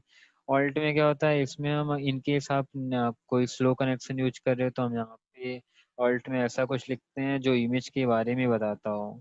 तो यहाँ पे फिलहाल के लिए मैंने एरर एरर लोडिंग ईमेल लिख दिया था। तो ये होती है हमारी इमेज टैग। और लिस्ट जो होती है वो दो टाइप की होती है, मैंने बताया था, एक अनऑर्डर्ड एक ऑर्डर्ड होती है। जो अनऑर्डर्ड होती है वो तीन टाइप की होती है, disc, square and circle.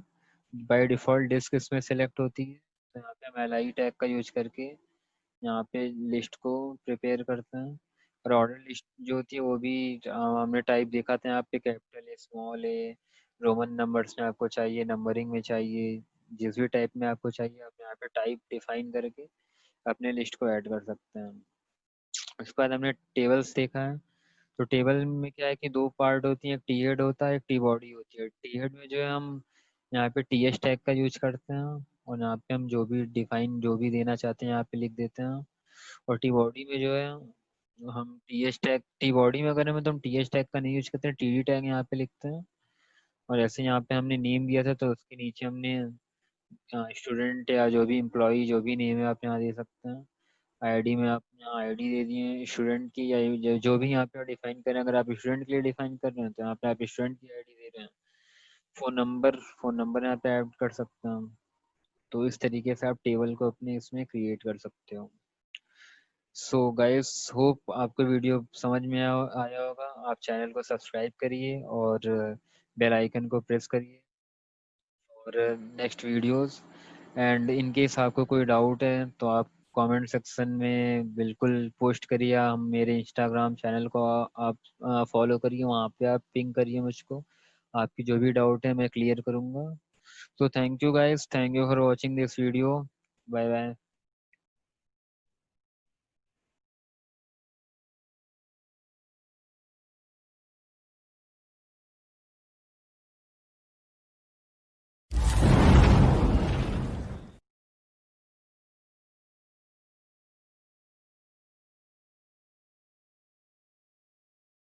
Hello friends, welcome back. So last में हमने देखा था कैसे हमें किसी लिंक को अपने वेब पेज से लिंक करना है और कैसे हमें इमेज को ऐड करना है। हमने देखा था लिस्ट कैसे क्रिएट करते हैं और हमने ये भी देखा था कि कैसे हमको अपने वेब पेज पे टेबल्स को क्रिएट करनी है। बाकी हम अभी तक HTML में बहुत कुछ पढ़ चुके हैं। जैसे हमने स्टार्टिंग किया था कैसे हमें डाउनलोड और इंस्टॉल करना है VS कोड को। उसके बाद हमने देखा था कैसे हमें Meta tags, headings and paragraphs को कैसे इम्प्लीमेंट करना है। तो अगर अभी तक आपने इन सारी वीडियोस को नहीं देखा है तो आप सबसे पहले प्लेलिस्ट में जाके इन सारी वीडियोस को एक्सेस कीजिए। उसके बाद अगर आपने अभी तक चैनल को सब्सक्राइब नहीं किया है तो चैनल को सब्सक्राइब करिए और बेल आइकन को प्रेस करिए ताकि आपको अपकमिंग वीडियोस की नोटिफिकेशंस मिलती रहें। सो आज की वीडियो में हम देखने वाले हैं कैसे हमें अपने वेब पेज पे फॉर्म को क्रिएट करना है। सो सबसे पहले हम अपने VS कोड पे आएंगे और यहाँ पे मैं एक ट्यूटोरियल 4 के नाम से मैं एक बना लेता हूँ। तो ट्यूटोरियल 4.html। और सबसे पहले मैं इसमें एक बॉयलर प्लेट लगाऊंगा और यहाँ पे मैं टाइटल दूंगा sign up form, sign up form.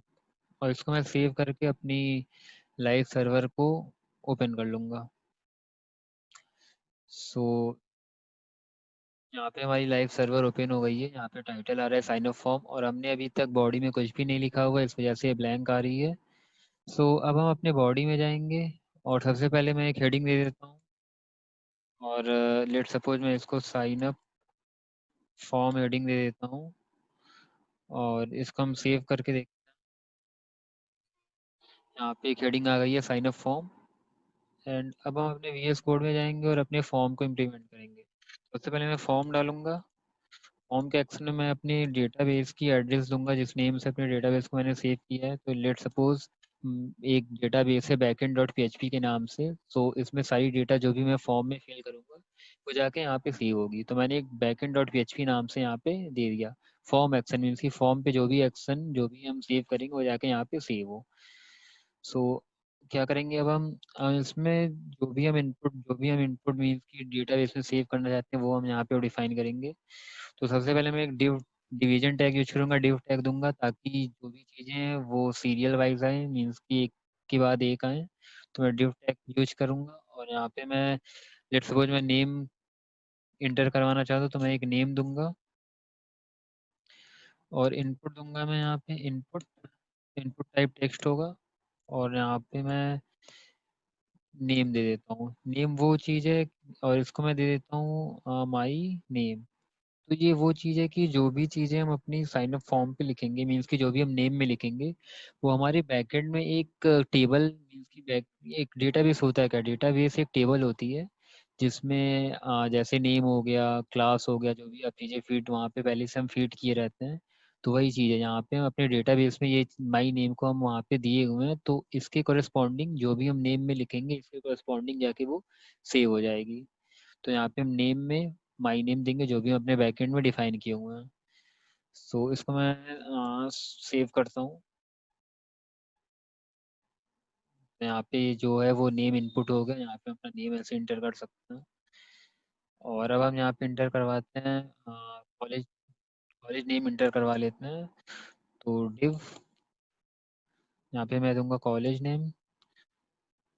तो कॉलेज नेम और इसको हम इनपुट देंगे।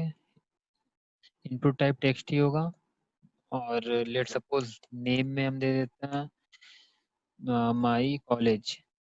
इसको हम सेव कर लेते हैं। तो हमारा जो फॉर्म है कुछ इस टाइप से दिखेगा। तो ये बहुत अच्छा नहीं दिख रहा है जैसे ये इससे चिपक गया है। तो इस पे हम थोड़ी स्पेसिंग करेंगे। तो अभी तो हम CSS नहीं सीख रहे हैं तो इस वजह से हम यहाँ पे पैडिंग का यूज नहीं करेंगे। जब हम CSS पढ़ेंगे तो हम पैडिंग यूज करके इनके बीच के स्पेस को हम एडजस्ट करेंगे। अभी के लिए हम BR टैग यूज कर लेते हैं स्पेस के लिए। यहाँ पे हम एक BR टैग देंगे। यहाँ पे मैं दे देता हूँ BR टैग। और अब हम देखते हैं ये कैसा दिख रहा है। तो अब ये सही दिख रहा है। BR टैग से यहाँ पे थोड़ी स्पेसिंग हो गई है बट हम हर हमेशा BR टैग नहीं यूज करेंगे क्योंकि जो भी स्टाइलिंग है वो CSS के हेल्प से करेंगे। तो जब हम CSS पढ़ेंगे वहाँ पे देखेंगे कि पैडिंग के हेल्प से हम कैसे इसको एडजस्ट करेंगे। तो हम अपने VS कोड पे आते हैं और फिलहाल तो BR हम सभी जगह यूज करेंगे ताकि स्पेस हो क्योंकि अभी हमने CSS नहीं देखा है। तो लेट्स सपोज मुझे ईमेल आईडी इंटर करवानी है तो मैं यहाँ पे ईमेल दूंगा और इनपुट टाइप में यहाँ पे इस बार टेक्स्ट ना देके इनपुट टाइप में ईमेल दूंगा। इनपुट और यहाँ पे आप देख रहे हैं ईमेल का ऑप्शन आ रहा है, इस पर हम क्लिक करेंगे। इनपुट टाइप ईमेल हो गया। नेम में मैं बताया हूँ नेम क्या चीज़ है। नेम माई ईमेल में दे देता हूँ। आईडी क्या है मैं अभी नहीं बताऊंगा आपको, भी मैं वीडियो के लास्ट में आपको बताएंगा आईडी क्या होती है, इसका यूज क्या है। तो इसका भी मैं सेव करता हूँ और देखते हैं कैसा दिख रहा है। तो अभी ये सही दिख रहा है। यहाँ पे नेम हो गया, कॉलेज नेम, यहाँ पे ईमेल हमारी ऐड हो गई है। और अब हम देखते हैं लेट सपोज हम अपने फॉर्म पे डेट इंटर करवाना चाहते हैं तो हम डेट का यूज करेंगे। इनपुट टाइप हम डेट देंगे और यहाँ पे हम BR टैग दे देते हैं पहले ही ताकि पहले से स्पेस वहाँ पे क्रिएट हो जाए। और डिव और यहाँ पे हम इंटर करवाने वाले हैं डेट। तो हम यहाँ पे सीधे इनपुट इनपुट डेट का एक ऑप्शन आता है। तो यहाँ पे इनपुट डेट ऑप्शन आ रहा है, इस पर हम सिंपली क्लिक करेंगे और यहाँ पे हमारी डेट जो है इनपुट हो जाएगी और नेम में हम माई डेट दे देंगे ताकि ये डिटेल्स हमारी डेटाबेस के माई डेट में जाके करस्पॉन्डिंग सेव हो जाए। और आईडी अभी मैं नहीं बताया हूँ तो अभी इसको हम नहीं देखेंगे। तो हम देखते हैं यहाँ पे डेट इंटर हो गई। यहाँ पे हम अपने अकॉर्डिंग डेट को सिलेक्ट कर सकते हैं। सो अब हम देखते हैं कि इनकेस हमें अगर कोई बोनस ऐड करवाना है, जैसे कोई एम्प्लॉई है उसका 20% या कुछ भी 20 बोनस मिलने वाला है, 2,000 रुपये बोनस मिलने वाले हैं, तो हम उसको कैसे इंटर करवाएंगे। तो सेम हम इनपुट करेंगे। सबसे पहले तो मैं BR यूज करता हूँ, नहीं तो मुझे बाद में इसका यूज करने पड़ेगा स्पेस के लिए। तो BR अब मैं डिव टैग दूंगा यहाँ पे और अब मैं यहाँ पे बोनस और मैं इनपुट कराऊंगा इनपुट और मैं यहाँ पे इनपुट टाइप में यहाँ पे नंबर इस बार दूंगा। तो यहाँ पे मैं इनपुट टाइप टेक्स्ट ना दे के नंबर दूंगा, क्योंकि ये बोनस जो है वो नंबर के फॉर्म में होगी। तो यहाँ पे मैं इनपुट टाइप नंबर दूंगा और नेम में मैं लिखूंगा माई बोनस। इसको हम सेव करते हैं। इसको हम सेव करेंगे और देखेंगे ये कैसा दिख रहा है। तो यहाँ पे बोनस ऐड हो गई है नंबर के फॉर्म में। हम ये एरो से इसको बढ़ा या कम कर सकते हैं, इंक्रीज और डिक्रीज कर सकते हैं इसको कुछ इस प्रकार से। यहाँ पे आप टाइप भी कर सकते हो, जैसे 7,000 देना है आपको, यहाँ पे सीधे आप टाइप भी कर सकते हो। सो अब हम यहाँ पे अपने VS कोड पे देखेंगे कि अगर इनकेस हमें कोई चेक बॉक्स देना हुआ अपने फॉर्म पे तो वो कैसे देंगे। तो लेट सपोज मैं एक आरजू एलिजिबल का चेक बॉक्स यहाँ पे देता हूँ। तो सेम वही, सबसे पहले BR दे देता हूँ स्पेस के लिए, उसके बाद div और आर यू एलिजिबल।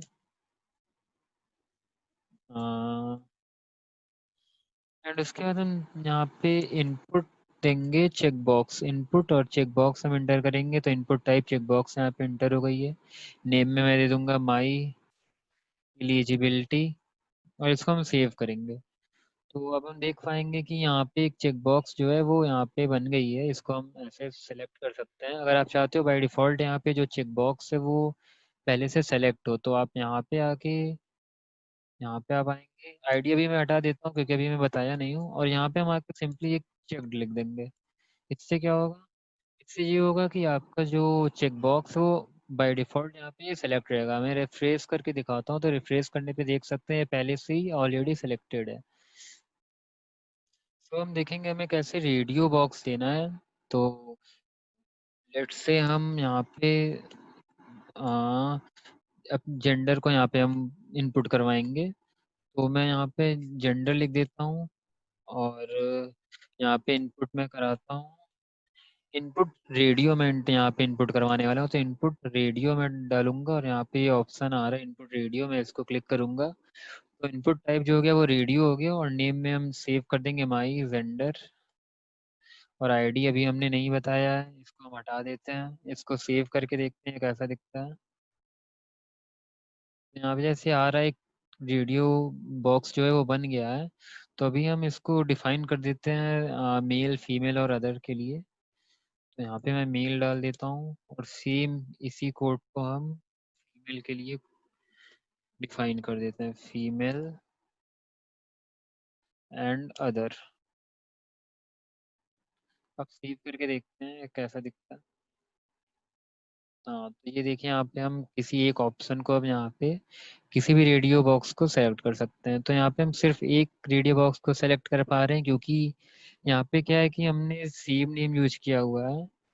यहाँ पे हमने नेम माई जेंडर यहाँ भी मैंने सेम दिया हुआ है, इस वजह से सिर्फ हम एक बॉक्स को सेलेक्ट कर पा रहे हैं। तो ये था हम कैसे रेडियो बॉक्स को हम इंटर करवाएंगे अपने फॉर्म पे। और अब हम देखते हैं कि अगर हमें कोई ऑप्शन को सिलेक्ट करवाना है उसके लिए हम क्या करेंगे। तो उसके लिए तो मैं सबसे पहले आपको आईडी का भी यूज बता देता हूँ यहीं पे। तो हम सबसे पहले एक लेबल देते हैं हम। पहले मैं BR टैग यूज कर लेता हूँ और हम लेबल देंगे यहाँ पे। उससे पहले मैं एक div टैग भी यूज कर लेता हूँ। div के अंदर हम लेबल देंगे। लेबल के फॉर्म में हम लिख देंगे, लेट सपोज हमें कार्ड सिलेक्ट करवानी है फॉर्म पे, तो हम यहाँ पे कार्ड डालेंगे और यहाँ पे हम उसका नाम देंगे। और हमको सेलेक्ट करवाना तो हम सेलेक्ट टैग का यूज करेंगे, सेलेक्ट। और एट्रीब्यूट नेम में हम डालेंगे जो भी जहाँ पे भी बैकएंड में हम सेव करना चाहते हैं, तो लेट सपोज माई कार। और आईडी में हम जो लेबल के फॉर में लिखते हैं वो हम यहाँ के आईडी में भी वही चीज़ सेम लिखते हैं, तो आईडी में भी हम कार डालेंगे। और अब हम यहाँ से ऑप्शन देंगे, तो ऑप्शन टैग का हम यूज करेंगे। और वैल्यू ए के लिए पहले ऑप्शन के लिए हम यहाँ पे कोई स्विफ्ट दे देता हूँ मैं। एंड इसको थोड़ा ऊपर करता हूँ मैं। हाँ, अब सेकंड ऑप्शन के लिए हम यहाँ पे बी देते हैं, और कार का नेम मैं यहाँ पे लेट सपोज मैं इंडिका दे देता हूँ। और फिर से मैं एक ऑप्शन ऐड कर देता हूँ इसमें, ऑप्शन वैल्यू सी। एंड यहाँ पे मैं दे देता हूँ BMW मैं दे देता हूँ। इसको हम सेव करके देखते हैं कैसा दिखता है। ये कुछ इस प्रकार से आ गया है, यहाँ से हम अपने कार को सेलेक्ट कर सकते हैं। तो मैं बताता हूँ आईडी का यूज क्या था यहाँ पे। लेबल यूज करने से क्या यहाँ पे हो रहा है कि लेबल यूज करने से इस कार में हमने लेबल का यूज किया, तो हम यहाँ पे जब क्लिक करेंगे तो ये जो सेलेक्ट वाला ऑप्शन है ये सेलेक्ट हो जाएगा। मीन्स कि मैं बताता हूँ, जैसे अभी आप देख रहे हैं तो ये जो इसकी बॉर्डर है वो अभी लाइट कलर में है, तो हम इस पे जब क्लिक करेंगे तो ये देखिए थोड़ा डार्क हो गया। तो लेबल का ये यूज है, इस पे क्लिक करने पे ये ऑप्शन जो है वो सेलेक्ट हो जाता है। यहाँ पे जैसे हमने लेबल नहीं यूज किया कहीं भी, तो इस पे क्लिक करने पे यहाँ पे कोई भी हरकतें नहीं हो रही हैं। तो मैं यही सजेस्ट करूँगा मीन्स की आप प्रैक्टिस करना कि नेम और कॉलेज सभी जगह पे आप लेबल यूज करके फॉर्म को क्रिएट करिए। तो बता देता हूँ कैसे करना है। तो आपको सेम वही लेबल देना है, फॉर में आपको देना है आईडी। जो फॉर में आप जो भी दोगे वही चीज़ सेम आप आईडी में यहाँ लिखोगे, और जो आप नेम यहाँ पे दिए हो वो चीज़ आप यहाँ दोगे। ये लेबल लेबल टैग के बीच में आप इस चीज़ को दोगे, ये जो आप नेम दोगे। तो इस प्रकार से आप प्रैक्टिस करके इसको खुद से करिएगा। और अब हम इसमें ये फॉर्म हमारी लगभग क्रिएट हो गई है, काफ़ी कुछ हमने इसमें देख लिया है। तो मैं इसमें सबमिट नाउ का एक बटन दे देता हूँ। तो उसके लिए हम यहाँ पे सबसे पहले तो सेम वही मैं बी आर टैग देता हूँ स्पेस के लिए, और डिव के अंदर मैं लिखूंगा सबमिट नाम को, और बटन देना है तो मैं यहाँ पे इनपुट कराऊंगा, इनपुट सबमिट में करवाऊंगा इनपुट, और इनपुट सबमिट। तो यहाँ पे इनपुट सबमिट, यहाँ पे एक ऑप्शन आ गया, इस पे हम क्लिक करेंगे और वैल्यू में हम दे देंगे सबमिट नाउ। तो इससे क्या होगा कि जो हमारा बटन क्रिएट होगा तो वहाँ पे जो हम वैल्यू देंगे वो चीज़ वहाँ पे दिखेगी। तो जैसे ये बटन जो क्रिएट हुआ, वैल्यू में हमने जो भी लिखा है वो यहाँ पे दिख रही है, सबमिट नाउ। तो इस पर क्लिक करने से जो भी डिटेल्स हम यहाँ पे लिख रहेंगे वो हमारे बैकएंड में जाके सेव हो जाएगी। तो फिलहाल के लिए तो मैं क्लिक करता हूँ, देखते हैं क्या होता है। तो हमारी ऐसी कोई बैकएंड हमने क्रिएट नहीं की हुई है डेटाबेस, तो इस वजह से कैन नॉट गेट लिख रहा है। मैंने सिर्फ एग्जाम्पल के लिए इसको डिफाइन कर दिया था वहाँ पे। तो अब यहाँ पे मैं एक रिसेट का भी बटन देता हूँ। यहाँ पे हम बी आर टैग यूज करेंगे, और div के अंदर हम इनपुट इनपुट रिसेट करवाएंगे। और ये भी एक ऑप्शन है यहाँ पे आ गया है इनपुट टाइप रिसेट, और वैल्यू में हम रिसेट नाउ लिखेंगे। इसको सेव करके देखते हैं। तो यहाँ पे रिसेट नाउ का ऑप्शन आ गया। अब इस फॉर्म को हम पूरा फिल करके एक बार देखते हैं कि कैसे होता है। यहाँ पे हम आकाश डालेंगे, कॉलेज नेम में बीबीडी डाल देता हूँ, ईमेल में akash@gmail.com। मैं कोई डेट सिलेक्ट कर देता हूँ किस दिन मैं फॉर्म को फिलअप कर रहा हूँ। बोनस में कुछ भी डाल देता हूँ, लेट्स से 5 डाल देता हूँ या 6, कुछ भी। आर वी एलिजिबल पहले से ठीक है क्योंकि हमने वहाँ चेक का यूज किया हुआ है। जेंडर यहाँ मैं डिफाइन कर देता हूँ, और मैं यहाँ पे कार्ड सेलेक्ट कर लेता हूँ। मैं लेट सपोज इंडिका कर ले रहा हूँ, और यहाँ पे मैं सबमिट नाउ जैसे करूँगा, of part of following at the rate should not contain the symbol. तो जैसे कि ईमेल आईडी यहाँ पे हमने इनपुट कराया, तो यहाँ पे कॉमा नहीं दे सकते हम, यहाँ पे हम डॉट देंगे। अब मैं इसको सबमिट करता हूँ। ये देखिए अभी ऐसा कोई हमने बैकएंड नहीं क्रिएट किया है, इस वजह से यहाँ पे एरर आ रही है, कैन नॉट गेट की। और हम रिसेट नाउ पे जब क्लिक करेंगे तो ये चीज़ें जो हमने फिलअप की है ये रिसेट हो जाएंगी। ये देखिए हमने क्लिक किया और ये सारी चीज़ें यहाँ से रिसेट हो गई हैं। तो आज की वीडियो में हमने देखा कैसे हम फॉर्म को अपने पेज पे क्रिएट करेंगे कुछ इस टाइप से, और इसको हम थोड़ा ब्यूटीफुल बनाएंगे CSS की हेल्प से। आगे हम जब CSS पढ़ेंगे तो इसको और भी अच्छा बनाएंगे। तो आज की वीडियो में हम एक बार मैं इसको रिवाइज कर देता हूँ थोड़ा सा। तो जैसे हमने पहले फॉर्म एक्शन दिया, अपनी डेटाबेस का जो भी हम जिस नेम से हमने सेव किया वो दिया था हमने। यहाँ पे हमने नेम के लिए इनपुट टाइप टेक्स्ट करवाया है, ईमेल के लिए हमने इनपुट टाइप ईमेल दिया हुआ है, और डेट इंटर के लिए हमने इनपुट टाइप डेट दी हुई है। और फिर एलिजिबल में हमने चेक बॉक्स एक दिया हुआ है यहाँ पे। और अगर हम बाय डिफ़ॉल्ट चेक बॉक्स को चेक करना चाहते हैं तो हम चेक का लिख देंगे। और यहाँ पे हमने रेडियो बॉक्स का यूज किया हुआ है, इनपुट टाइप हमने रेडियो दिया हुआ है। और यहाँ पे हमने ऑप्शन सेट के लिए यहाँ पे डिफाइन किया हुआ कैसे हम आईडी का क्या यूज है, और कैसे हम ऑप्शन को सिलेक्ट करवा सकते हैं वो हमने यहाँ दिया हुआ है। और सबमिट के लिए इनपुट टाइप सबमिट ऑप्शन है वहाँ पे हम क्लिक करके सबमिट नाउ का बटन भी दे सकते हैं। तो आज की वीडियो में इतना ही। अगर आपको कोई डाउट है इससे रिलेटेड या पिछली वीडियोस किसी से भी रिलेटेड तो आप मुझे कमेंट बॉक्स में बता सकते हो। सो हाँ, thank you for watching this video.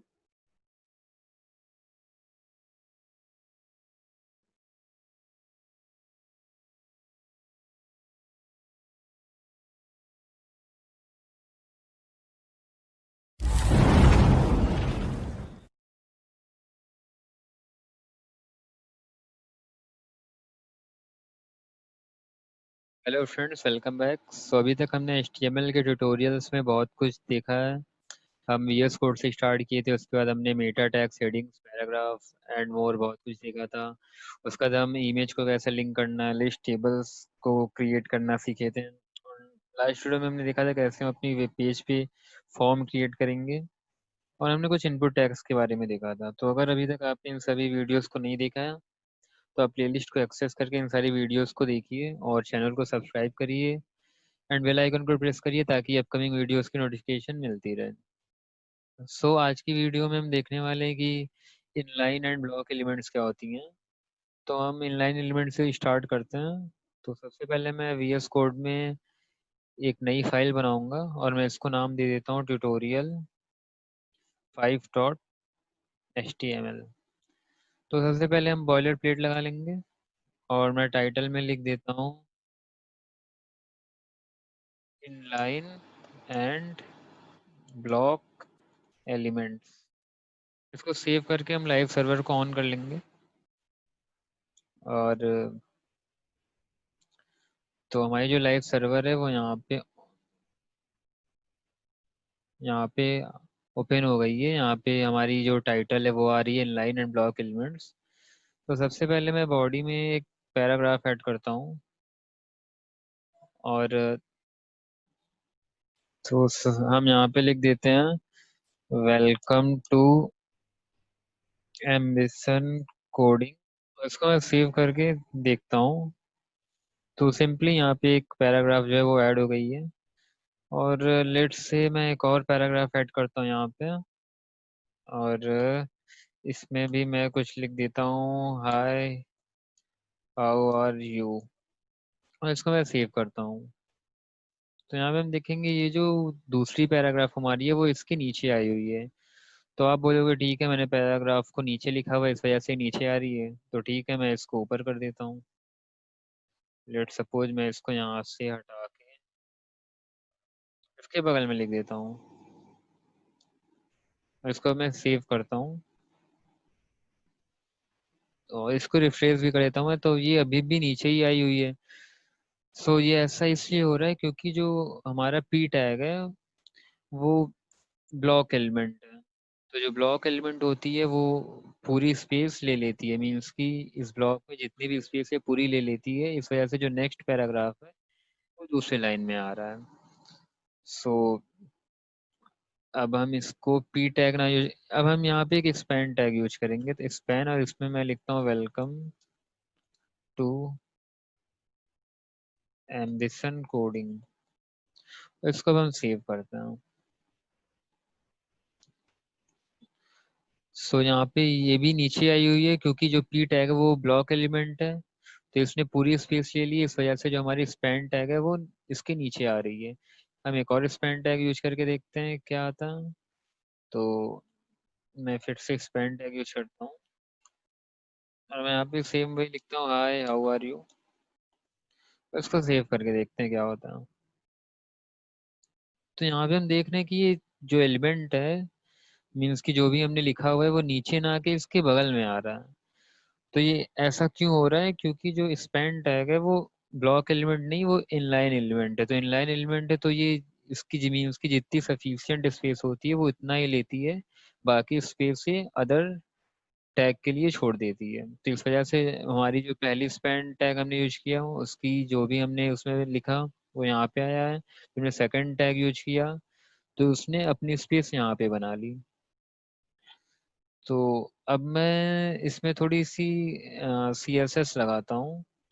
तो अभी आप इस पे टेंशन मत लीजिएगा क्योंकि मैं CSS जब पढ़ाऊंगा तो इसके बारे में बहुत डिटेल में बताऊंगा। अभी सिर्फ आपको मैं समझाने के लिए यहाँ पे यूज कर रहा हूँ। तो मैं लेट सपोज मैं पी टैग के लिए स्टाइलिंग करता हूँ पहले। मैं स्टाइल टैग यूज करूंगा और पी में मैं करना चाहता हूँ एक बॉर्डर मैं देना चाहता हूँ। तो यहाँ पे हम बॉर्डर देंगे, बॉर्डर 2 पिक्सल सॉलिड, और रेड कलर की मैं एक बॉर्डर दे देता हूँ सपोज। मैं इसको सेव करता हूँ। तो इससे होगा क्या, ये देखिए जहां जहां हमने पी टैग यूज किया हुआ है वहां वहां पे एक बॉर्डर आ गई है। तो यहाँ पे आप देख सकते हैं ये जो पी टैग है इसने अपनी पूरी विड्थ को खा लिया है। तो ये इसी को हम कहते हैं ब्लॉक एलिमेंट। ये देखिए यहाँ पे इतनी स्पेस मीन्स की बची हुई है, बट इसमें हम सिर्फ वेलकम टू एम्बिशन कोडिंग इतना ही लिखे हुए हैं, बट इसने पूरी स्पेस को खा लिया है। तो इस वजह से ये ब्लॉक एलिमेंट है। और जो स्पैन टैग में हम सेम यही यूज करके देखते हैं। तो हम स्पैन टैग में आएंगे। स्पैन के लिए हम स्टाइल को थोड़ा डिफाइन करेंगे, और यहाँ पे हम बॉर्डर दे देते हैं, बॉर्डर 2 पिक्सल सॉलिड। और यहाँ पे हम एक ब्लू कलर की बॉर्डर दे देते हैं।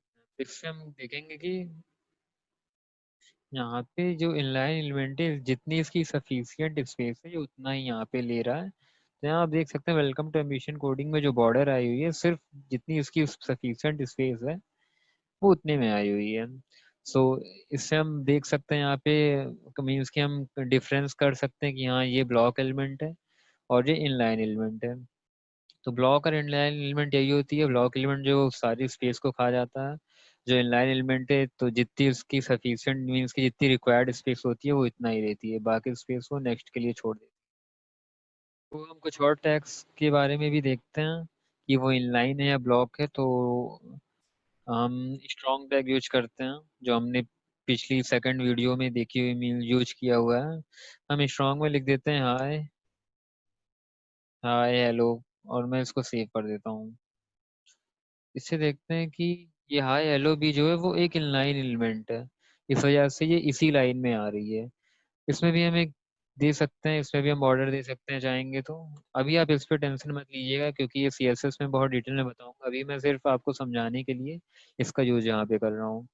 तो स्ट्रॉन्ग में हम एक बॉर्डर डिफाइन कर देते हैं, border equal to 2 pixel solid, और सॉलिड, और मैं ग्रीन कलर की एक बॉर्डर दे देता हूँ इसमें। इसको हम सेव करके देखते हैं। तो यहाँ हम देख सकते हैं जो हमारा स्ट्रॉन्ग टैग है वो भी एक इनलाइन एलिमेंट है, इस वजह से उसने जितनी भी इसकी रिक्वायर्ड स्पेस है उतनी ये यहाँ पे ले रहा है। हम कुछ और भी टैग्स के बारे में देखते हैं। लेट सपोज हम देखते हैं यहाँ पे, हम देखते हैं एंगर टैग जो है वो ब्लॉक एलिमेंट है इनलाइन एलिमेंट है। तो हम यहाँ पे ई टैग देंगे, और इसकी लिंक अभी मैं छोड़ देता हूँ और इसमें मैं सिर्फ कुछ डिफाइन कर देता हूँ। वेलकम हियर मैं यहाँ पे लिख देता हूँ। इसको हम सेव करके देखते हैं, एंकर टैग ब्लॉक एलिमेंट है। तो हम देख सकते हैं एंकर टैग भी जो एक इनलाइन एलिमेंट है। इसको मैं आपको अच्छे से समझाने के लिए इसमें भी मैं एक बॉर्डर दे देता हूँ ताकि आपको अच्छे से ये दिखाई दे। हम ए में आके एक बॉर्डर देंगे, border equal to 2 pixel solid yellow. इसको हम सेव करके देखते हैं। तो यहाँ पे हम देख सकते हैं कि ये टैग है वो भी इनलाइन एलिमेंट है, और ये उतनी स्पेस ले रहा है जितनी इसको रिक्वायर्ड है। तो हम यहाँ पे देख सकते हैं कि जो हमारी पी टैग थी वो ब्लॉक एलिमेंट थी, इसने पूरी स्पेस यहाँ पे ली हुई है। उसके बाद हमने देखा स्पैन टैग जो इनलाइन एलिमेंट है, तो इसने जितनी रिक्वायर्ड स्पेस है उतनी यहाँ पे ली हुई है। बाकी चीजें उसी लाइन में आ रही है, जितनी भी इनलाइन एलिमेंट यहाँ पे हमने यूज किया सारी इनलाइन एलिमेंट है, तो ये एक ही लाइन में आ रही है। मीन्स की जितनी इसकी रिक्वायर्ड स्पेस है वो उतनी ही ले रही है। सो ये थी ब्लॉक एंड इनलाइन एलिमेंट, इसको भी बताना बहुत जरूरी था, इस वजह से मैंने इस वीडियो में इसको आपको बताया। इसका यूज हम देखेंगे मीन्स की सीएसएस की हेल्प से कैसे हम इसको मीन्स की कैसे हम ब्लॉक एलिमेंट को इनलाइन एलिमेंट बना सकते हैं, तो इसको हम डिटेल में सीएसएस में देखेंगे। तो फिलहाल के लिए मैंने इसको एचटीएमएल इसलिए बता दिया क्योंकि इसका भी जानना आपके लिए बहुत ज़रूरी था, तो इस वजह से मैंने इसको यहाँ पे डिफाइन कर दिया। बाकी आप कुछ टैग्स बाकी ज़्यादा डिटेल्स लिए आप गूगल पे भी डाल सकते हैं कि कौन सी टैग्स जो हैं वो इनलाइन है, कौन सी ब्लॉक हैं। तो इसको रटने की ज़रूरत नहीं है, आप जैसे जैसे प्रैक्टिस करते रहोगे आपको सारी टैग्स याद खुद ही हो जाएंगी। तो आज के वीडियो में इतना ही। Thank you for watching this video.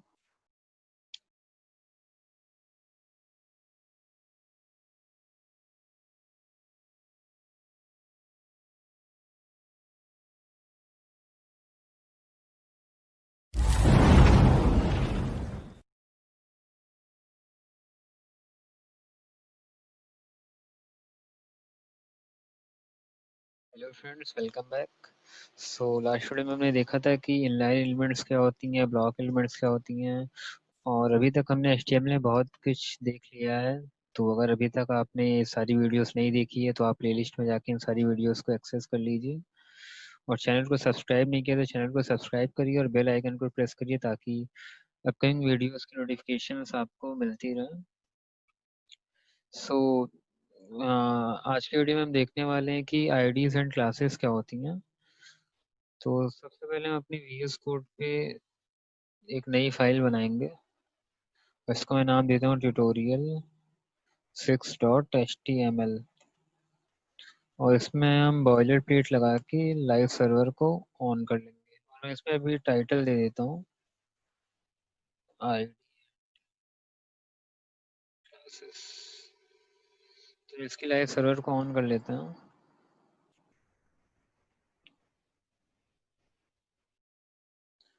सो यहाँ पे देख सकते हैं हमारी लाइव सर्वर ऑन हो गई है। तो सबसे पहले तो मैं एक हेडिंग देता हूँ, एक h1 आईडी एंड क्लासेस। इसको सेव करते हैं। तो कुछ इस प्रकार से हेडिंग हमारी यहाँ पे आ गई है। सबसे पहले मैं एक डिव दूंगा, और डिव के अंदर मैं एक आईडी डिफाइन करूंगा, आईडी, और लेट से मैं आईडी देता हूँ फर्स्ट, और एक क्लास मैं इसमें बनाता हूँ और जिसका नाम मैं दे देता हूँ, लेट सपोज रेड में दे देता हूँ, और इसको सेव कर लेता हूँ। तो फाइनली आईडी होती क्या है? तो जैसे कि अगर आप कॉलेज में हो तो हर एक स्टूडेंट का एक यूनिक रोल नंबर होता है। तो मीन्स कि जैसे कि वो यूनिक रोल नंबर सिर्फ एक ही स्टूडेंट का होता है, बाकी किसी स्टूडेंट का वो रोल नंबर नहीं हो सकता है। तो उसी तरीके से ये आईडी भी होती है। अगर हमने किसी भी एलिमेंट में अगर एक आईडी फर्स्ट नाम से डिफाइन कर दी, तो हम पूरे इस एचटीएमएल डॉक्यूमेंट में किसी भी एलिमेंट को जो आईडी फर्स्ट नाम नहीं दे सकते हैं। और उसी प्रकार आप ये भी, जैसे कि एक किसी कंपनी में कोई एम्प्लॉई काम कर रहा है, तो हर एक एम्प्लॉय की एक यूनिक आईडी होती है जिससे वो पहचाना जाता है। उसी प्रकार से यहाँ भी आईडी है। अगर हम यहाँ पे इस एलिमेंट को, डिव एलिमेंट को अगर हमने आईडी फर्स्ट दे दिया है, तो हम किसी और भी डिव एलिमेंट को फर्स्ट आईडी नहीं देंगे। मीन्स कि किसी भी एलिमेंट को h1 में भी हम फर्स्ट आईडी नहीं देंगे, पैराग्राफ में नहीं देंगे, स्पैन टैग में आईडी नहीं देंगे। मीन्स कि अगर हमने कहीं पे भी एक आईडी अगर डिफाइन कर दिया फर्स्ट नेम मीन्स कि किसी भी नाम से, तो उस नाम की आईडी हम किसी भी एलिमेंट में नहीं दे सकते हम। सो क्लास क्या होती है? तो मीन्स कि आप ऐसे देख लो, अगर हम यहाँ पे एक स्पैन देते हैं और अगर मैं इसमें एक आईडी डिफाइन करता हूँ फर्स्ट, तो ये टेक्निकली गलत है। तो क्योंकि एक आईडी सिर्फ हम एक ही एलिमेंट को दे सकते हैं, तो ये चीज़ है वो गलत है। तो अब क्लास क्या होती है? क्लास जो होती है वो, जैसे कि हम किसी भी, जैसे हम किसी किसी भी पैराग्राफ या फिर किसी भी वर्ड को अगर हम लेट से चाहते हैं कि ये ब्लैक कलर का हो जाए या फिर इसकी जो बॉर्डर है वो 2 पिक्सल हो जाए, और ऐसी हमको 100 जगहों पे चेंज करनी है, तो या तो हम सारे 100 एलिमेंट के लिए अलग से उसको डिफाइन करें, या तो हम ये भी काम कर सकते हैं कि हम एक क्लास उसको दे देंगे और इस क्लास को हम सारे एलिमेंट में डिफाइन कर देंगे। मीन्स कि जैसे हमने क्लास दे दिया और इसमें हमने स्टाइलिंग दे दी कि हाँ ठीक है, ये रेड क्लास है, इसकी जो बॉर्डर होगी वो इतनी होगी, इसकी जो बॉर्डर कलर होगा वो ये होगा, इसका बैकग्राउंड कलर जो होगा वो रेड होगा। तो फिर बाकी हम जहाँ भी इस एलिमेंट में इस क्लास को डिफाइन करेंगे, जिस भी हम एलिमेंट में क्लास रेड देंगे, तो वहाँ वहाँ पे जो भी हमने रेड में प्रॉपर्टी दी हुई है वो वहाँ पे अप्लाई हो जाएगी। तो क्लास का यही फायदा है कि अगर हम किसी भी चीज़ को बहुत सी जगहों पे सेम चीज़ देना चाहते हैं, तो उस चीज़ को बार बार देने से अच्छा आप एक क्लास में उस चीज़ को डिफाइन कर दो और उस क्लास को आप सारे एलिमेंट में कॉल कर लो। तो ये होती है हमारी क्लास। तो क्लास में क्या है कि हम सेम सेम नाम की क्लास डिफरेंट एलिमेंट में दे सकते हैं। जैसे अगर मैं यहाँ h1 में एक क्लास रेड देना चाहता हूँ तो मैं बिल्कुल दे सकता हूँ। उसमें कोई प्रॉब्लम नहीं है। बस आईडी को हम अगर एक नाम दे दें तो उसको हम दूसरे एलिमेंट पे नाम नहीं दे सकते हैं। बट क्लास के साथ ऐसा नहीं है। अगर हम यहाँ पे रेट दे दिए तो अगर हम चाहते हैं H1 में भी क्लास रेट देना तो यहाँ पे हम दे सकते हैं। और एक और बात है, जैसे इसी क्लास में अगर आप और भी क्लास डिफाइन करना चाहते हो जैसे ब्लैक और येलो, तो आप स्पेस दे के चाहे जितनी भी अनलिमिटेड आप क्लास यहाँ पे डिफाइन कर सकते हो। और मीन्स कि ये है कि आप एक एलिमेंट में मल्टीपल क्लास डिफाइन कर सकते हो और मल्टीपल मल्टीपल एलिमेंट में सेम क्लास नेम भी डिफाइन कर सकते हो। तो ये थी आईडी एंड क्लासेस। आईडी में क्या होता है, फिर से मैं बता देता हूँ। आईडी जो है वो अगर हम किसी भी एलिमेंट के लिए किसी आईडी का नाम अगर हम दे दिए तो उस नाम की हम दूसरी आईडी किसी भी एलिमेंट में नहीं दे सकते हम। और अगर हमने किसी एलिमेंट में कोई क्लास डिफाइन कर दिया तो उसमें मल्टीपल क्लास भी दे सकते हैं और उसी नाम का दूसरी क्लास भी हम दूसरे एलिमेंट में दे सकते हैं। जैसे कि H1 में अगर हम क्लास देना चाहते हैं तो H1 क्लास रेड अगर हम देते हैं तो ये गलत नहीं है, क्योंकि हम क्लास के साथ ऐसा कर सकते हैं।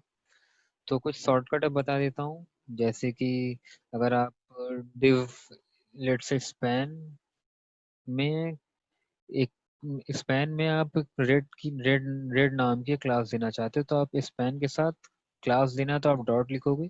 क्लास के लिए आप यहाँ पे डॉट लिखोगे, मीन्स कि जिस भी एलिमेंट में आपको क्लास डिफाइन करना है पहले एलिमेंट का नाम लिखोगे, उसके बाद आप डॉट लिखोगे, उसके बाद क्लास का नाम मैं रेड दे देता हूँ। और इसको आप इंटर करोगे तो यहाँ पे स्पैन में एक क्लास रेड यहाँ पे इंटर हो गई है। और अगर आप चाहते हो कि स्पैन में रेड क्लास की आप 3 डिफाइन करना चाहते हो तो आप इंटू 3 करके करेंगे तो यहाँ पे 3 क्लास जो है एक ही साथ डिफाइन हो गई है। इसी तरह अगर आप चाहते हो कि मल्टीपल क्लास देना किसी भी एलिमेंट को तो आप P dot black, multiple class में क्या आप डॉट लगा के उतनी क्लास का नाम देते रहोगे, तो red dot blue dot black. तो इससे क्या होगा कि इस पी एलिमेंट में हमने ब्लैक रेड ब्लू ये ये तीनों क्लास यहाँ पे हमने डिफाइन कर दिया है। और इसी तरीके से अगर हमें किसी आईडी को डिफाइन करना है तो हम उसमें सबसे पहले एलिमेंट का नाम देंगे, फिर हैश, आईडी के लिए हम हैश देते हैं, उसके बाद आईडी का जो भी नाम है। तो यहाँ पे सपोज मैं आईडी का नाम सेकंड देता हूँ तो हम इंटर करेंगे तो यहाँ पे पी में एक आईडी सेकंड क्रिएट हो गई है। तो इस प्रकार से हम आईडी एंड क्लासेस को डिफाइन करते हैं। मेनली आईडी एंड क्लासेस का जो यूज होता है वो CSS एंड जावास्क्रिप्ट में होती है। तो जैसे जावास्क्रिप्ट में अगर हम किसी भी एलिमेंट को उसकी आईडी से टारगेट करना चाहते हैं तो हम उसके नाम से बहुत इजीली टारगेट कर सकते हैं। और उसी तरीके से हम CSS से अगर मीन्स की अगर स्टाइलिंग करना चाहते हैं तो हम CSS की हेल्प से किसी भी पार्टिकुलर एलिमेंट के लिए उसकी आईडी या क्लास से उसको टारगेट करके हम उस चीज़ को डिफाइन कर सकते हैं। इस चीज़ को मैं कैसे हम टारगेट करते हैं बहुत डिटेल में हम CSS में मैं इसको बताऊंगा। फिलहाल के लिए आप इतना जान लो, अगर आप किसी भी आईडी या क्लास से आप किसी भी पार्टिकुलर एलिमेंट को टारगेट करके उसकी स्टाइलिंग कर सकते हो। तो आज के वीडियोस में इतना ही। Thank you for watching this video.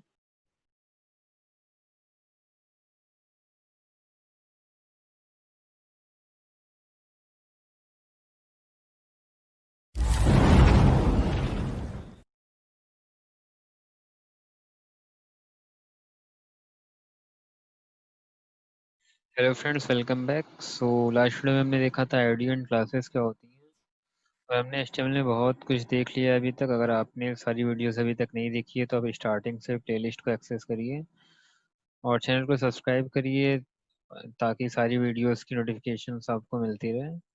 सो आज की वीडियो में हम देखने वाले HTML एंटिटीज़ क्या होती हैं। तो HTML एंटिटीज़ ऐसी कैरेक्टर होती हैं जो पहले से HTML एडिटर के लिए रिजर्व्ड हैं। तो उनको हम डायरेक्ट मीन्स की अपने वेब पेज पे नहीं लिख सकते हैं। जैसे कि मैं दिखाता हूँ, तो सबसे पहले हम एक फाइल क्रिएट करते हैं, tutorial7.html। तो इसका हम टाइटल दे देते हैं HTML एंटिटीज। HTML एंटिटीज इसको सेव करके मैं लाइव सर्वर को ऑन कर लेता हूँ।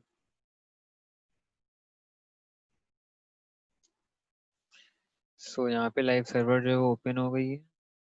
तो मैं दिखाता हूँ ये होती क्या है। तो सबसे पहले लेट्स से मैं एक यहाँ पे पैराग्राफ ऐड करता हूँ और यहाँ पे लिखता हूँ मैं यहाँ पे लिखता हूँ paragraph is written like this, और मैं यहाँ पे एक ऐसे करते हुए मैं यहाँ पे पी लिख दूंगा। सो इसको हम सेव करके देखते हैं कि ये दिखता कैसा है। तो अपने यहाँ पे देखेंगे तो जो हमने यहाँ पे जो पैराग्राफ आ रहा है वो paragraph is written like this आ रहा है, और जो हमने यहाँ पे पी टैग लगाया हुआ था, जैसे हमने पी लिखा हुआ था, वो यहाँ पे नहीं आ रहा है, क्योंकि ये जो है वो रिजर्व कैरेक्टर है। तो एडिटर इसको एक टैग समझता है, मीन्स कि एडिटर इसको सिर्फ एक टैग समझेगा अगर हम इसको कहीं भी ऐसे लिखेंगे। इस ये एडिटर इसको ये नहीं समझेगा कि हम यहाँ पे ये लिखना चाह रहे हैं। तो ऐसी कैरेक्टर्स को लिखने के लिए हम एम% यूज करते हैं। हमें अगर कोई भी सिंबल, स्पेशल सिंबल जो भी रिजर्व्ड हैं, उनको अगर हमें अपने वेब पेज पे लिखना है तो उसके लिए हम एम% लगाते हैं। और मीन्स की सभी सभी की अलग अलग वैल्यू होती हैं। तो जैसे कि हम, आपको इसको याद करने की जरूरत नहीं है। आपको जब भी किसी भी ऐसे सिंबल की जरूरत पड़े तो आप गूगल पे सिंपली HTML इंटरेक्टिव सर्च कीजिए, यहाँ पे बहुत सारी वेबसाइट आ जाएंगी। तो इसमें से मैं कोई भी ओपन कर लेता हूँ। तो यहाँ पे हम देखेंगे, यहाँ पे जैसे डॉलर अगर हमको लिखना है तो हमको कुछ इस प्रकार से लिखना पड़ेगा, $, उसके बाद कोलन लगाना पड़ेगा हमें। और हमें परसेंट लिखना है तो M%, और हमें PERCENT लिखना पड़ेगा। तो मीन्स कि इतनी जो भी करेक्टर्स, जितनी भी इसमें सिंबल दी हुई है, सारी की इन्होंने वैल्यू दी रखी है। तो आपको जो भी यूज करना है आप यहाँ पे आके उसको कॉपी करके अपने एडिटर में डाल सकते हैं। तो जैसे हमको अपने पी टैग के लिए लिखना है तो हम पी टैग के लिए ये जो होता है वो कुछ इस तरीके से लिखा जाता है, M%, एंड हम लिखेंगे LT, उसके बाद हम पी लिखेंगे, और उसके बाद हम लिखेंगे M% और GT लिखेंगे। इसको हम सेव करके देखते हैं।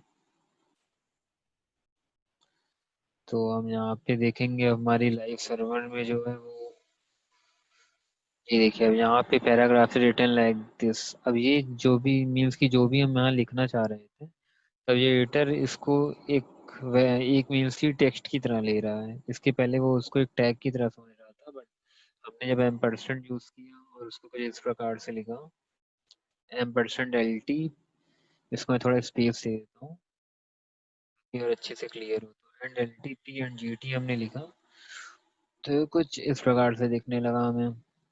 सो एंटिटीज सिंपली यही होती है कि जैसे हमें कोई रिजर्व कैरेक्टर को अगर अपने वेब पेज पे लिखना है तो उसके लिए M% साइन यूज सबसे पहले यूज करते हैं। उसके बाद जो भी उसकी वैल्यू है उसको हम लिखेंगे, तो वो चीज़ें हमारे वेब पेज पे आ जाएंगी।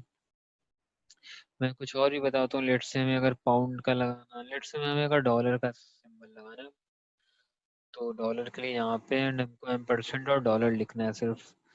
तो अपने एडिटर पे आके एंड यहाँ पे मैं लिखता हूँ dollar is written like this, और मैं यहाँ पे उसकी M% वैल्यू दे देता हूँ, M% डॉलर, और ये कोलन। यहाँ पे देखिए सजेशन भी आ रहा है डॉलर के लिए। और हम इसको सेव करेंगे तो यहाँ पे हम देख सकते हैं कि हमारे मीन्स की लाइव सर्वर पे ये कुछ इस प्रकार से दिख रहा है, dollar is written like this. So dollar के लिए हमें M% डॉलर लिखना है, और ये जो हमें पी टैग के लिए लिखना है उसके लिए हम एंड M%LT, उसके बाद पी लिखते हैं, उसके बाद M%GT हम लिखते हैं। तो कुछ इस प्रकार से HTML एंटिटीज का यूज होता है। और भी बाकी कुछ ऐसे में अगर कॉपीराइट का सिंबल लगाना है तो हम कुछ इस प्रकार से लिखेंगे, copyright is written like this. So यहाँ पे हम % लगाएंगे और सिंपली कॉपी लिख देंगे। तो यहाँ पे सजेशन भी आ रहा है, तो इसको आप ऐसे सेलेक्ट कर लीजिए और इसको सेव करेंगे तो ये कुछ इस प्रकार से हमें दिखेगा, copyright is written like this. तो अगर हमें इन सब सिंबल का अपने वेब पेज पे कहीं भी यूज करना है तो हम इसको कुछ इस प्रकार से लिख सकते हैं। और भी बाकी बहुत कुछ है, आप गूगल पे सर्च कीजिए, आपको जिस भी मीन्स की सिंबल को ऐड करना हो अपने वेब पेज पे, आप गूगल पे सर्च करो। इसको आपको रटने की बिल्कुल ज़रूरत नहीं है। आपको जब भी किसी स्पेशल सिंबल की ज़रूरत पड़े, आप गूगल पे सर्च करके उसकी वैल्यू को लिख सकते हो। और भी बहुत कुछ होती है, जैसे एक अगर आपको ब्लैंक करेक्टर यूज करना है, तो ब्लैंक करेक्टर के लिए आपको सिंपली लिखना है दिस, मैं यहाँ पे लिख देता हूँ this is a blank character, और मैं इसको किसी बीच में डालूंगा। मैं यहाँ पे इसकी वैल्यू देता हूँ। इसको हम डिफाइन करते हैं M% हैज और 8203। तो इसको हम सेव करके देखते हैं कि ये कैसा दिखता है। अगर हम देख सकते हैं जैसे ये ब्लैंक करेक्टर, यहाँ पे जो है वो एक ब्लैंक करेक्टर ऐड हो गया है, यहाँ पे आप देख सकते हैं। तो अगर हमें किसी को ब्लैंक मैसेज भेजना है तो हम कुछ इस प्रकार से लिख के किसी को भेज सकते हैं। और भी बहुत कुछ है, जैसे अगर आपको पाउंड लिखना हुआ तो M% पाउंड आप लिख लोगे, पाउंड का सिंबल ऐड हो जाएगा। अगर आपको एक्स्ट्रा स्पेस देनी हुई, जैसे कि आप चाहते हो कि एक आपका पैराग्राफ है और आप यहाँ पे वेलकम टू एम्बिशन, और आप चाहते हो कोडिंग, आप इतनी गैप के बाद कोडिंग यहाँ पे लिखो, तो अभी अगर हम इसको सेव करेंगे तो हमारी जो वेब पेज है वहाँ पे भी इतनी स्पेसेस नहीं दिखेंगी। तो एक्स्ट्रा स्पेस, क्योंकि जो हमारी HTML एडिटर है वो एक्स्ट्रा स्पेस को जो हम यहाँ पे ऐड करते हैं वो उसको सिर्फ एक स्पेस मानती है। तो अगर हम इतनी स्पेस को ऐड करना चाहते हैं तो हम %NBSP लिखेंगे, और हम इसको जितना यहाँ पे ऐड करते जाएंगे उतनी ब्लैंक स्पेस हमारे वेब पेज पे ऐड होती जाएंगी। तो यहाँ पे मैं दिखाता हूँ, जैसे मैं 3 4 5 कुछ ऐसे सेव कर देता हूँ, तो हम देख पाएंगे कि यहाँ पे इतनी ब्लैंक स्पेस ऐड हो गई है। सो एचटीएमएल सिंपली यही होता है कि अगर आपको कोई स्पेशल कैरेक्टर या फिर रिजर्व कैरेक्टर होती हैं, उनको अगर आपको अपने वेब पेज पे लिखना हुआ तो आप M% के साथ उनकी जो भी वैल्यू है उसको आप लिख के उसको अपने वेब पेज पे सिंपली लिख सकते हो। सो thank you guys for watching this video.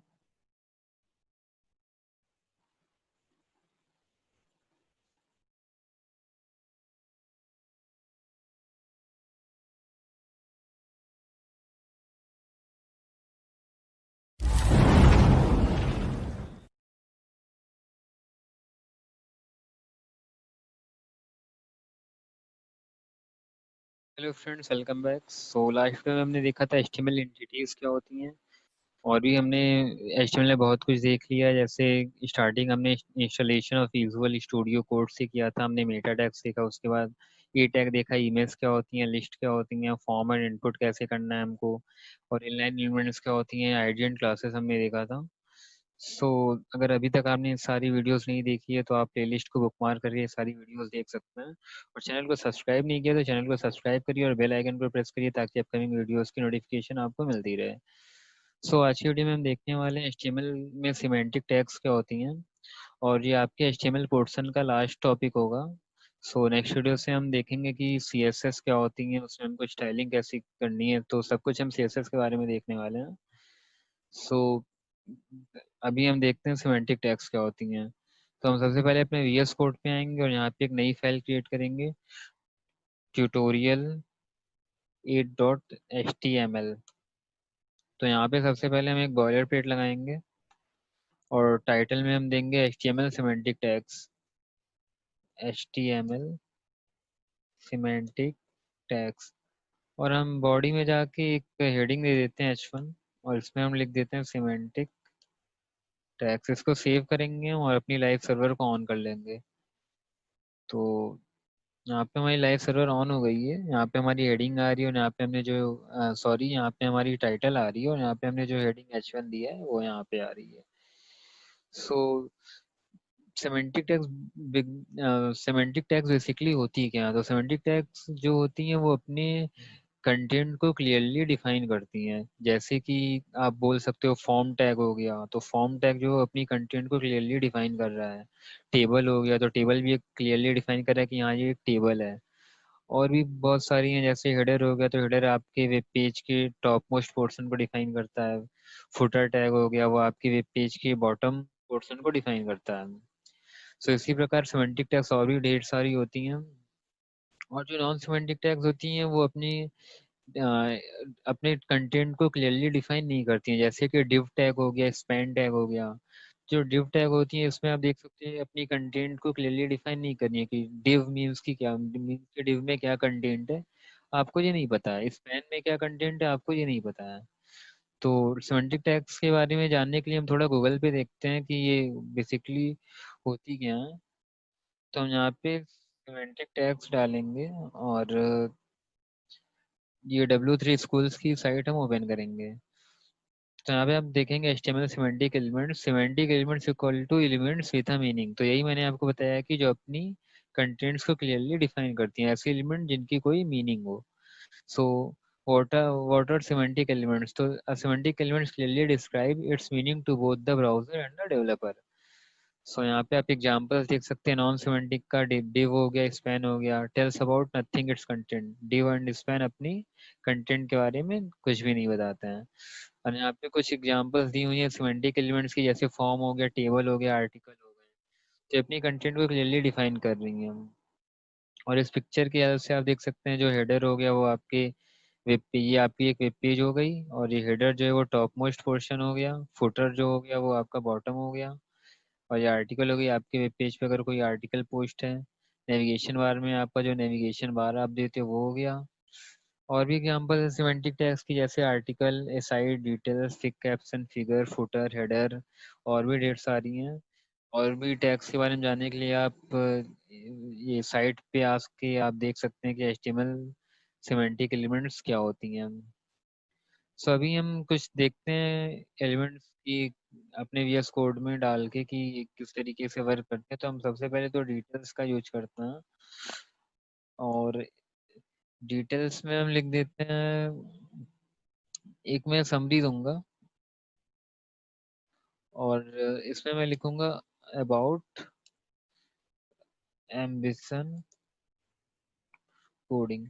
Let suppose मुझे अपने चैनल के बारे में कुछ समरी देना है, मीन्स की बहुत डिटेल में कुछ लिखना है कि यहाँ मेरे चैनल में क्या कैसी वीडियोस पोस्ट होती है, क्या होती हैं। तो मैं कुछ इस प्रकार से डिटेल्स दूंगा, और यहाँ पे समरी में मैंने लिख दिया अबाउट एम्बिशन कोडिंग, और मैं समरी के बाहर जाके इसके बारे में डिफाइन कर दूंगा। तो लेट सपोज मैं lorem 34 की हेल्प से कुछ रैंडम वर्ड्स यहाँ पे इंटर कर देता हूँ, और अपने हम टोगल वर्ड रैप को ऑन कर लेंगे ताकि ये जो भी कंटेंट है वो पेज के बाहर ना जाए। तो कैसे ये करना मैं आपको पहले भी बता चुका हूँ। तो अब ये सही दिख रहा है, इसको हम सेव करके देखते हैं अभी कैसा दिख रहा है। तो यहाँ पे आप देख सकते हैं कि ये हमारे हमने यहाँ पे एक हेडिंग टैग दी हुई थी, यहाँ पे हमने डिटेल टैग का यूज किया, और यहाँ पे हम अब अबाउट एम्बिशन कोडिंग लिखे हुए हैं। तो और जो हमने lorem 34 यूज किया था, वो जब हम इसको एक्सपेंड करेंगे यहाँ पे क्लिक करके, तो हमारी जो भी डिटेल्स हमने वहाँ पे दी थी वो यहाँ पे आ रही हैं। तो डिटेल्स टैग की हेल्प से आप किसी भी चीज़ को एक्सपेंड या कोलैप्स कर सकते हो। आप कोई कंटेंट अगर आप इसमें डिफाइन किए हुए, अब इसको बहुत ही क्लियरली ये देखिए आप कैसे इसको कोलैप्स कर दिया, मैंने इसको मैंने एक्सपेंड कर दिया। तो इसके हेल्प से आप इस तरीके से इसको यहाँ पे डिफाइन कर सकते हो। तो सेमेंटिक टैग्स यही है कि जो अपने कंटेंट को क्लियरली डिफाइन करती हैं, एंड नॉन सिमेंटिक जो है वो अपने कंटेंट को डिफाइन नहीं करती हैं। तो आप और भी टैग्स की यूज करने के लिए आप इनकी वेबसाइट पे आके देख सकते हैं कि कौन कौन सी टैग कैसे हैं। यहाँ पे कुछ एग्जांपल्स भी दिया हुआ है, तो आप इसको भी देख सकते हैं। सो आज की वीडियो में इतना ही। नेक्स्ट वीडियो से हम CSS के बारे में देखेंगे, CSS क्या होती हैं, इंट्रोडक्शन हम देखेंगे CSS के बारे में, और भी बहुत कुछ हम देखने वाले हैं। So keep watching the video and subscribe the channel. So thank you for watching this video.